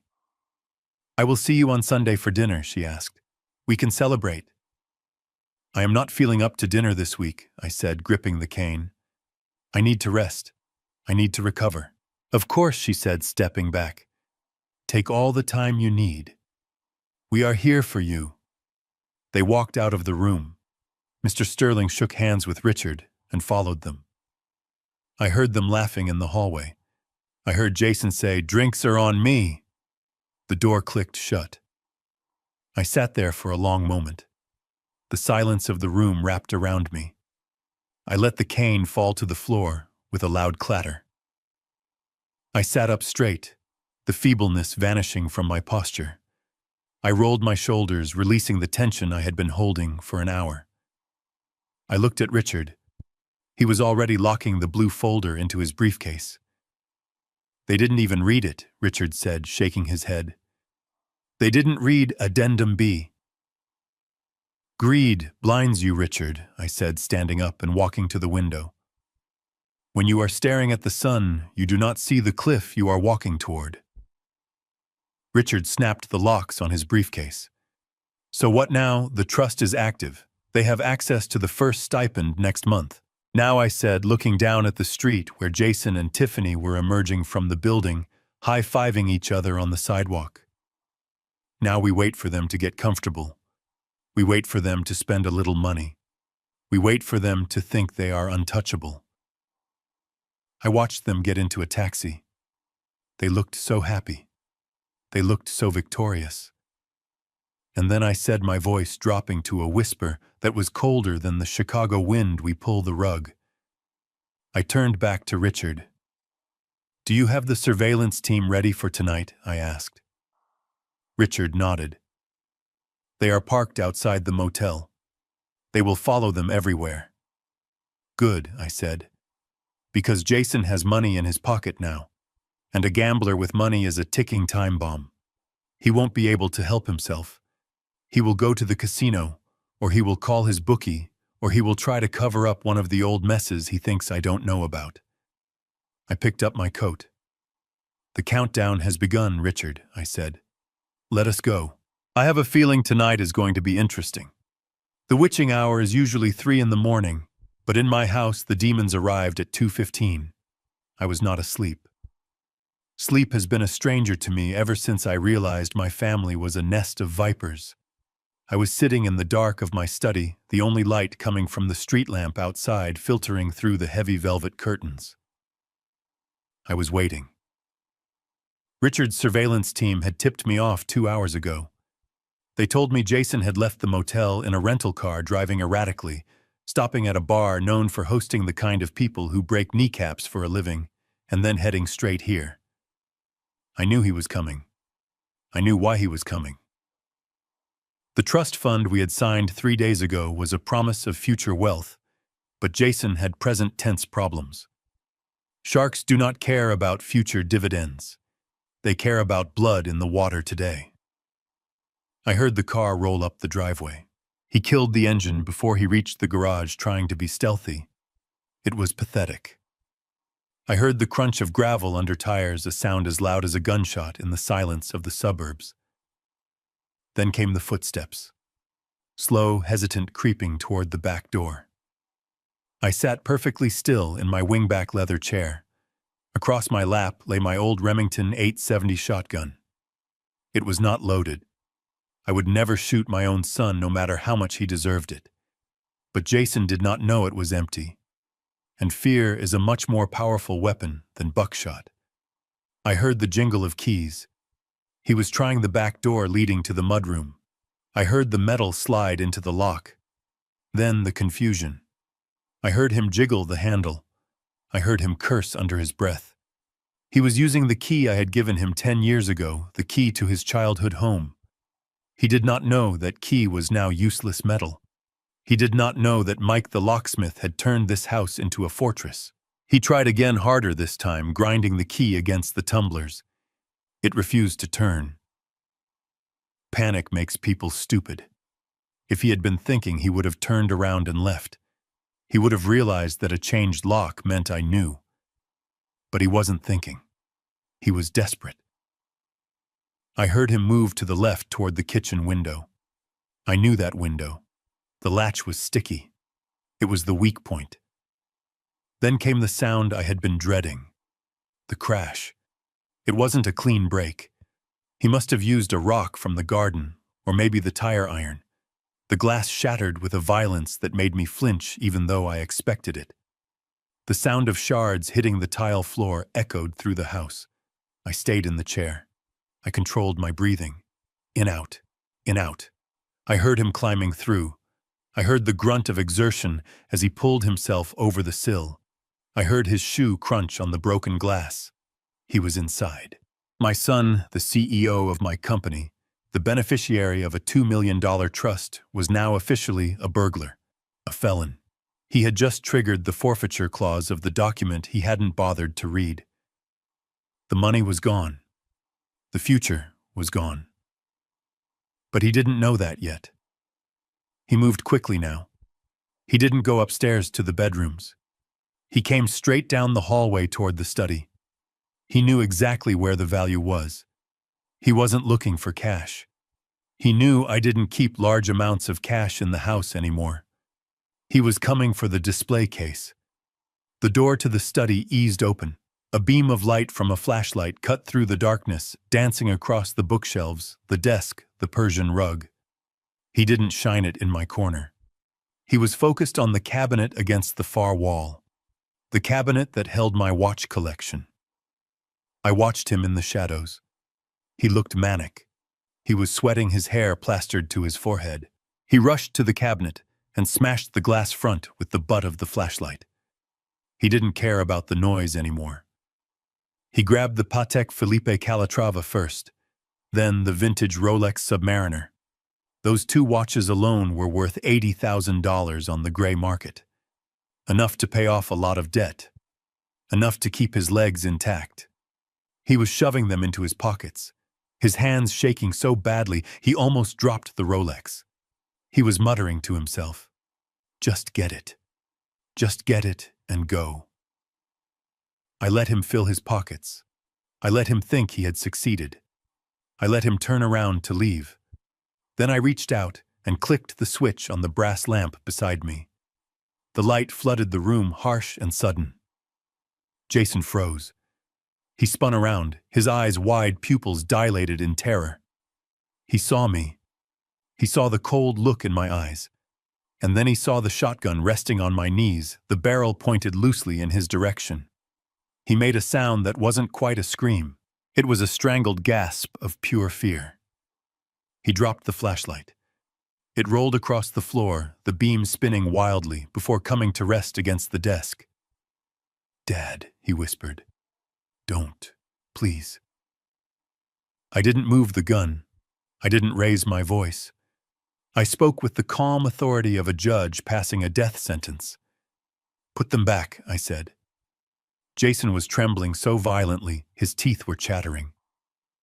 "Dad, listen, I can explain. Put them back." He scrambled to the cabinet. He pulled the watches out of his pockets and placed them on the shelf right next to the shattered glass. He held his hands up, surrendering. "I am sorry," he sobbed. "I am so sorry. I didn't want to do this. I had no choice." "There is always a choice, Jason," I said. "You chose to break into my house.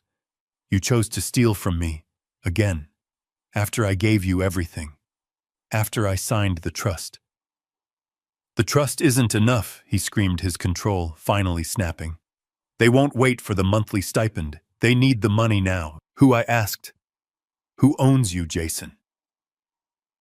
He collapsed onto the floor, falling to his knees. He buried his face in his hands, weeping like a child. "The Albanians," he choked out. "The guys who run the poker site. I owe them 50 grand. They said if I didn't pay by tomorrow, they would come for me. They said they would hurt Tiffany. I looked at him with disgust. So you decided to hurt me instead. You decided to rob your father to pay off thugs. I was going to buy them back, he cried, looking up at me, his face wet with tears and snot. I swear. Once the trust money started coming in, I was going to buy the watches back and sneak them into the case. You never would have known. I laughed. It was a dry, hollow sound. I would have known, Jason. I always know. And now, thanks to the document you signed on Friday, you have lost the trust too. You broke the law. You broke the contract. It is over. Jason's face went white. No. No, you can't. You can't take it away. We need that money. We have plans. Tiffany has plans. He was spiraling. He was terrified of the loan sharks, terrified of me, and terrified of losing the lifestyle he felt entitled to. I reached for the phone on the side table. I am calling the police, Jason. This is burglary. This is the end. No, he shrieked. He started crawling toward me on his knees. Dad, please, you don't understand. Tiffany will kill me. She told me to do whatever it took. She said we deserved it. I paused, my hand hovering over the receiver. Tiffany told you to rob me, yes, Jason confessed, desperate to shift the blame. She said you owed us. She said you were just a stingy old man sitting on a pile of gold. She said... He stopped. He realized he had said too much. He clamped his mouth shut, his eyes darting around the room. She said what, Jason? I asked, leaning forward. The gun slid slightly on my lap. What did your wife say? Nothing. Jason stammered. She was just angry. Tell me, I commanded. Or I call the police and tell them you were armed. Jason looked at the phone. He looked at the gun. He looked at the ruin of his life. She said it wouldn't matter if I took the watches, he whispered, his voice trembling with a horror I hadn't seen before. She said you wouldn't notice. She said you wouldn't be around much longer to miss them anyway. The room went cold, colder than the night air blowing through the broken window. What does that mean? I asked. Why wouldn't I be around? Jason looked down at the floor. He was shaking his head, tears dripping onto the Persian rug. She said your health is failing, Dad. She said you have been getting dizzy lately. She said nature is taking its course faster than you think.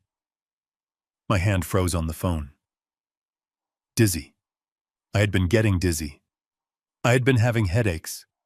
I thought it was stress. I thought it was blood pressure. But how did Tiffany know? Why was she so sure? A terrible dark realization began to form in the back of my mind. It wasn't nature. It wasn't age. Jason, I said, my voice barely audible. Why am I getting dizzy?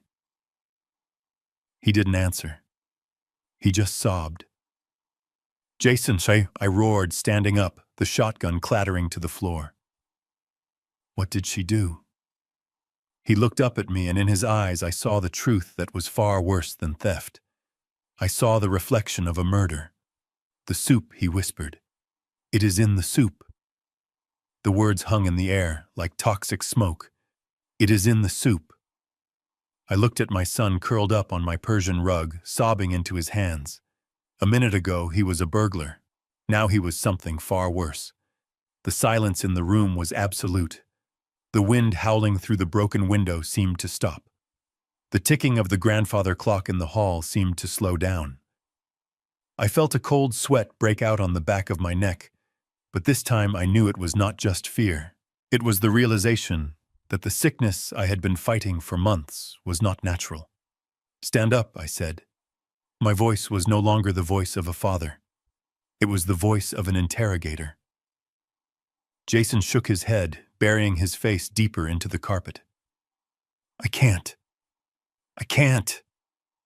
Stand up, I roared, the sound echoing off the mahogany walls. Jason scrambled to his feet, shrinking back against the display cabinet. He looked at the shotgun on the floor, then at me. He looked like a trapped rat. "What is in the soup, Jason?" I asked, taking a step toward him. "You said she told you I would not be around much longer. You said nature was taking its course. But it was not nature, was it?" Jason was hyperventilating. His chest heaved up and down. "Dad, please. I didn't know at first. I swear. She just said she was giving you supplements. She said you needed help relaxing. She said your heart was bad and you needed medicine." "My heart is strong as a bull," I said, staring him down. "I have never had a heart condition in my life." "What kind of medicine, Jason?" He wiped his nose with his sleeve, leaving a streak of mucus. "Sedatives," he whispered. And blood thinners." I felt the room sway. I reached out and gripped the back of the leather chair to steady myself. For the last 6 months, I had been plagued by dizzy spells. I had woken up in the middle of the night, disoriented, my limbs heavy as lead. I had gone to my doctor 3 times complaining of fatigue and vertigo. He had run tests. He had found nothing wrong, attributing it to age and stress.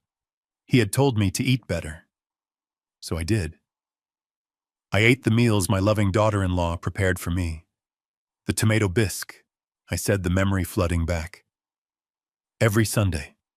She insisted on making me tomato bisque. She said it was good for my digestion. Jason nodded, tears streaming down his face again. She crushed the pills into the powder. She mixed it in the kitchen before she brought the bowl out. She said it would just make you sleepy. She said if you were tired, you wouldn't ask so many questions about the money. I looked at him and I saw the lie he was telling himself. He wanted to believe it was just to make me sleep, but we both knew the truth. And the blood thinners, I asked, my voice deadly quiet. "Why the blood thinners, Jason?" He squeezed his eyes shut. She said, "Old people fall. She said if you fell and your blood was thin, it would happen faster. You would just go to sleep and not wake up. It would look like an accident, a stroke, or a hemorrhage." I remembered last month. I was walking down the stairs to the basement. I had felt a sudden wave of dizziness. The world had spun. I had grabbed the railing just in time, my knuckles turning white as I hung there gasping for air. If I had fallen, then down 12 concrete steps with my blood unable to clot, I would have bled out on the cold floor before anyone found me. They weren't waiting for me to die. They were actively killing me. "You tried to murder me," I whispered. "My own son. You sat at my table, you drank my wine, and you watched me eat poison." "I didn't do it." Jason screamed, his voice cracking. "It was her. I told her to stop. I told her it was dangerous. But she said we needed the inheritance. She said you were too healthy. She said you would live to be 100, and we would be old and gray before we saw a dime." "And you let her," I said. "You didn't call the police. You didn't warn me. You just watched." I was afraid, he cried. "She is crazy, Dad. You don't know what she is like when she gets angry. She controls everything." "You are a coward," I said, the disgust rising in my throat like bile. "You are a weak, pathetic coward. You would rather see your father dead than stand up to your wife." I looked at the soup tureen sitting on the sideboard in the dining room, visible through the open door. It was a gift from them last Christmas, a vessel for death. I felt a sudden clarity. The confusion of the last few months vanished. The headaches made sense. The bruises that wouldn't heal made sense. I wasn't getting old. I was being assassinated. I walked over to the desk. I picked up the phone. "What are you doing?" Jason asked, his eyes wide. "Dad, please, we can fix this. I will testify against her. I will tell them everything. Just don't call the cops on me." I am the victim here too. When I stopped dialing and looked at him. "You are not a victim, Jason. You are an accomplice. And tonight you are a confessed killer." I punched in the 3 numbers. 911. Jason lunged toward me. For a second, I thought he was going to attack me. I thought he was going to finish the job Tiffany had started. But he stopped short of the desk, collapsing onto the floor again, curling into a ball. He knew it was over. He knew there was no fighting the man who had built skyscrapers. "Operator," a female voice said in my ear, "what is your emergency?" I took a deep breath. My voice was steady. It was the voice of a man who had just survived a war. "My name is Bernard Kowalski. I am at 452 Lakeview Drive. I have an intruder in my home. He is secured." "Okay, sir," the operator said. "Are you injured? Is the intruder armed?" I looked at Jason sobbing on the floor. I looked at the broken window. I looked at the empty spaces in the watch cabinet. "No," I said. "He is not armed. But I need you to send detectives. Not just patrol detectives." "Why is that, sir?" she asked. "Because this is not just a burglary," I said, staring at the top of my son's head. "I have a confession for conspiracy to commit murder. My son and his wife have been poisoning me." There was a pause on the line. Then the operator's voice changed. It became sharper, more urgent. "Officers are on the way, sir. Stay on the line. Do not hang up." I didn't hang up. I stood there holding the receiver, watching the man I had bounced on my knee. The man I had taught to fish, the man I had loved more than my own life. He was broken. He was finished. And as the distant sound of sirens began to wail in the night, cutting through the silence of the suburbs, I realized that the poison wasn't just in the soup. The poison was in the greed. It was in the entitlement. It was in the very soul of the family I had tried so hard to protect. I felt the dizziness again, a wave of it washing over me. But this time I didn't reach for a chair. I stood tall. I stood firm. I would not fall. I would not let them win. I would live. I would live to see them in orange jumpsuits. I would live to see justice. And tomorrow I would pour every drop of soup in this house down the drain. The flashing blue and red lights of the police cruisers cut through the darkness of my living room, painting the mahogany walls in a chaotic, strobing rhythm. It looked like a disco for the damned. Officer Miller was back, the same young cop who had taken my statement at the hospital. But this time he wasn't alone. He had brought the heavy hitters. Detective Henderson stood in the center of my study, a man with a face carved out of granite, and eyes that had seen too much human misery to be surprised by anything. I stood by the desk, my posture rigid, the adrenaline finally settling into a cold, hard resolve. I handed Henderson the USB drive from the security system. "This is the video of the break-in," I said, my voice steady. "It shows the forced entry. It shows the attempted theft of property valued at over $80,000. But that is the least of it." Henderson looked at me, raising an eyebrow. "The least of it," I picked up my phone. I had already stopped the recording and saved the file. I pressed play. The sound of Jason's sobbing filled the room, tinny but undeniable. Then came my voice asking the question that had shattered my world. "What is in the soup, Jason?" And then his answer. The confession that would bury him. Sedatives. Blood thinners. She said it would look like an accident. The room went deadly silent. The only sound was the heavy breathing of my son, who was still curled on the floor, guarded by 2 uniformed officers. Henderson listened to the entire recording. He didn't blink. When it finished, he looked down at Jason with a mixture of pity and professional disgust. "Get him up," Henderson said. The officers hauled Jason to his feet. He was limp, a marionette whose strings had been cut. He didn't look at me. He stared at the floor, his eyes vacant. As they snapped the handcuffs on his wrists, the metallic click sounded like a gavel coming down. "Dispatch, this is Henderson," the detective spoke into his radio. "We have the male suspect in custody. Upgrade the charges. We are looking at conspiracy to commit murder in the 1st degree and burglary." "Copy that," dispatch replied. "Unit 3 is at the motel. They have secured the female suspect." I listened intently. The radio crackled again.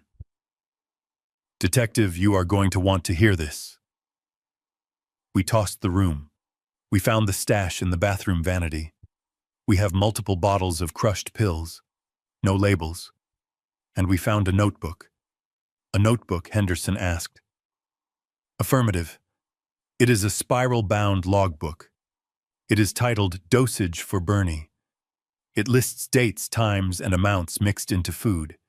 It goes back 6 months." I felt a chill run down my spine that had nothing to do with the broken window. A logbook.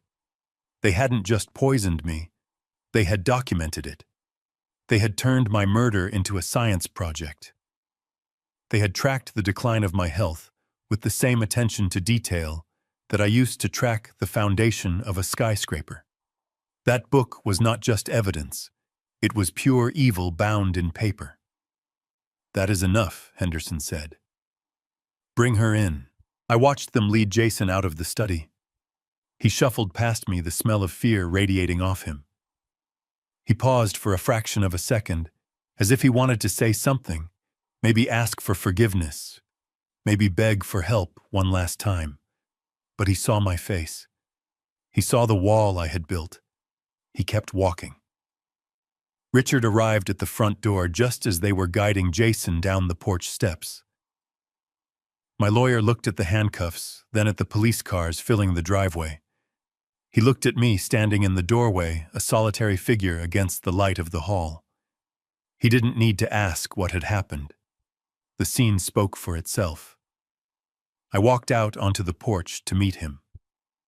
The rain had stopped, leaving the air crisp and cold. "It is done, Richard," I said quietly. "They were poisoning me. For 6 months." Richard's face went pale. He looked physically ill. "My God, Bernie, I am so sorry." "I don't need sympathy, Richard," I said. "I need you to execute the contract."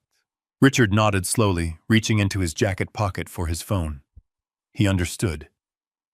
"Trigger Addendum B," I commanded. "The forfeiture clause." Richard tapped the screen. His fingers moved quickly. "It is done," he said. "I just sent the formal notice to the trustee. As of this moment, the Bernard Kowalski Family Trust is void. The $2 million has been stripped from the beneficiaries due to the commission of a felony against the grantor." "Where does it go?" I asked, watching the officer push Jason's head down to get him into the back of the cruiser. "St. Jude Children's Research Hospital," Richard said. "Just as we drafted." "Good," I said. "It will save children who actually want to live instead of funding adults who want to kill." Down the street, I saw another set of flashing lights approaching. It was the second unit transporting Tiffany from the motel to the station. As the car passed my house, I caught a glimpse of her in the back seat. She wasn't crying. She was screaming, her face twisted in a mask of rage, shouting at the glass that separated her from the world. She was still fighting. She still thought she could manipulate her way out of this.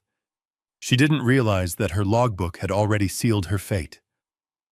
The neighbors were out now. Mrs. Higgins was on her lawn in her bathrobe, clutching her chest.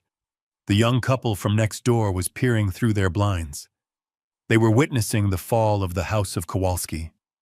They would talk about this for years.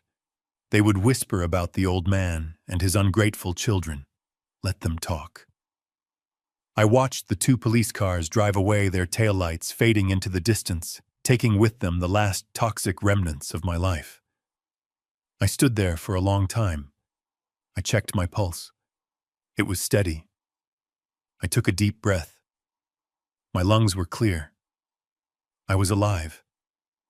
I was alone, yes. But I was alive. And for the first time in 6 months, I didn't feel dizzy. I felt strong. I didn't cry. Tears are for loss, and I hadn't lost anything tonight. I had simply taken out the trash. It has been exactly 365 days since the flashing lights of the police cruisers faded from my driveway. But the silence that followed has been the loudest thing I have ever heard. They say time heals all wounds. but I have found time is actually a builder. It clears away the rubble of the past so you can construct something new on the foundation. And I have done a lot of building this year. The trial was a spectacle, exactly the kind of drama Tiffany always craved, though I doubt she enjoyed the ending. The judge did not buy the tears this time. He did not buy the story about stress or the manipulation of her parents. The evidence was too overwhelming. The logbook of poison dosages was the nail in her coffin. I sat in the front row every day watching her unravel. When the gavel finally came down, sentencing her to 15 years in a maximum security federal prison for attempted murder and conspiracy, she didn't scream.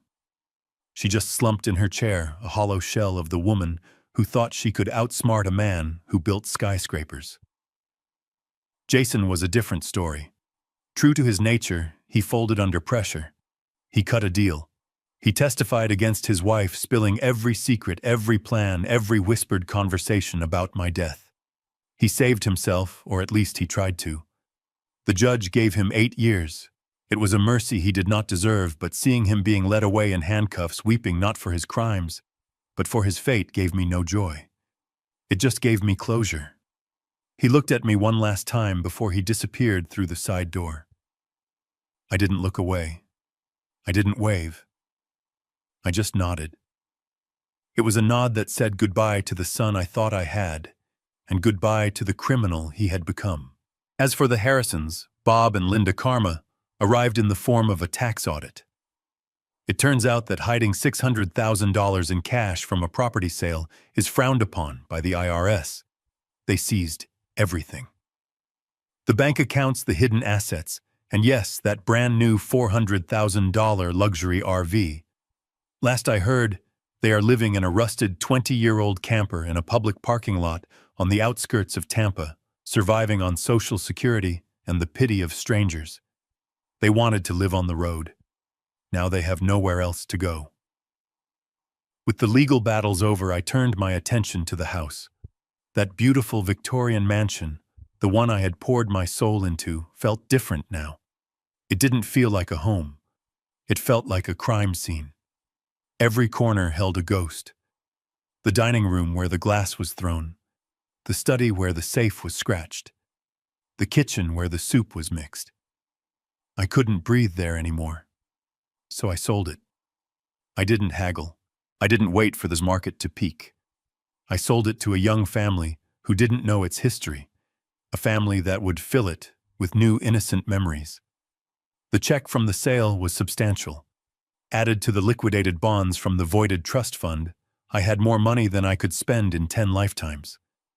But I was done hoarding wealth for people who didn't appreciate it. I wanted to build something that would last longer than wood and stone. I wanted to build character. 6 months ago, I cut the ribbon on the Bernard Kowalski Woodworking Center. It is located in the gritty part of the city, the kind of neighborhood where kids grow up thinking their only options are gangs or poverty. It is a state-of-the-art facility. We teach carpentry, cabinetry, and structural engineering. But we teach more than that. We teach discipline. We teach the value of earning your keep. We teach respect. I am there every day. I am not just the donor. I am the head instructor. I look out at the sea of faces, young men and women, who have nothing, who have been dealt a bad hand, and I see a hunger that Jason never had. When I show a 19-year-old kid how to plane a piece of oak until it is as smooth as glass, I see a light in his eyes that money cannot buy. These kids call me Mr. B. They listen when I speak. They thank me when I correct them. They are not my blood, but in the sawdust and the noise of the workshop they have become my family. They are the legacy I was supposed to leave. Now I am far away from the noise of Chicago. I am sitting on the porch of a small cabin in Montana, overlooking a lake that is as still as a mirror. The air is crisp and smells of pine and wood smoke. It is simple here. A one-bedroom log cabin built with my own hands over the summer. No east wing, no marble floors, no hidden cameras. Just wood fire and peace. The sun is setting behind the mountains, painting the sky in shades of purple and gold. I reach for the bottle on the table next to me. It is a Cabernet, a vintage similar to the one that stained my face that Easter Sunday. But this time the wine is not a weapon. It is a sacrament. I pour a glass. The red liquid swirls, catching the dying light. I hold it up, looking through the ruby depths. I think about the scars on my forehead, now faded to faint white lines. I think about the empty chair at the table. I feel a pang of sadness, fleeting and soft, for what could have been. But it is quickly replaced by a profound sense of relief. I am free. I am not waiting for the next lie. I am not waiting for the next request for money. I am not waiting to die. I raise the glass toward the horizon, where the first stars are beginning to appear. I think of my late wife, the woman who loved flowers and hated conflict. I know she would have been heartbroken by what happened, but I also know she would have been proud of how I ended it. She hated weeds in her garden. She knew that sometimes you have to pull them out by the roots to let the flowers breathe. My love, I whisper into the cool mountain air. I did it. I cleaned house, the weeds are gone, the garden is safe. I take a sip of the wine. It tastes like dark cherries, oak, and victory. I lean back in the rocking chair, listening to the sound of the wind in the trees. For the first time in a long time, I am not Bernard the provider, or Bernard the victim, or Bernard the bank. I am just Bernard. And that is enough. The story of how I lost my family to find myself is over. But the story of my life, that is just beginning. Sometimes the hardest thing you will ever have to do is protect yourself from the people you are supposed to love. We are taught that family is everything, that blood is thicker than water. But I learned the hard way that blood can also be toxic.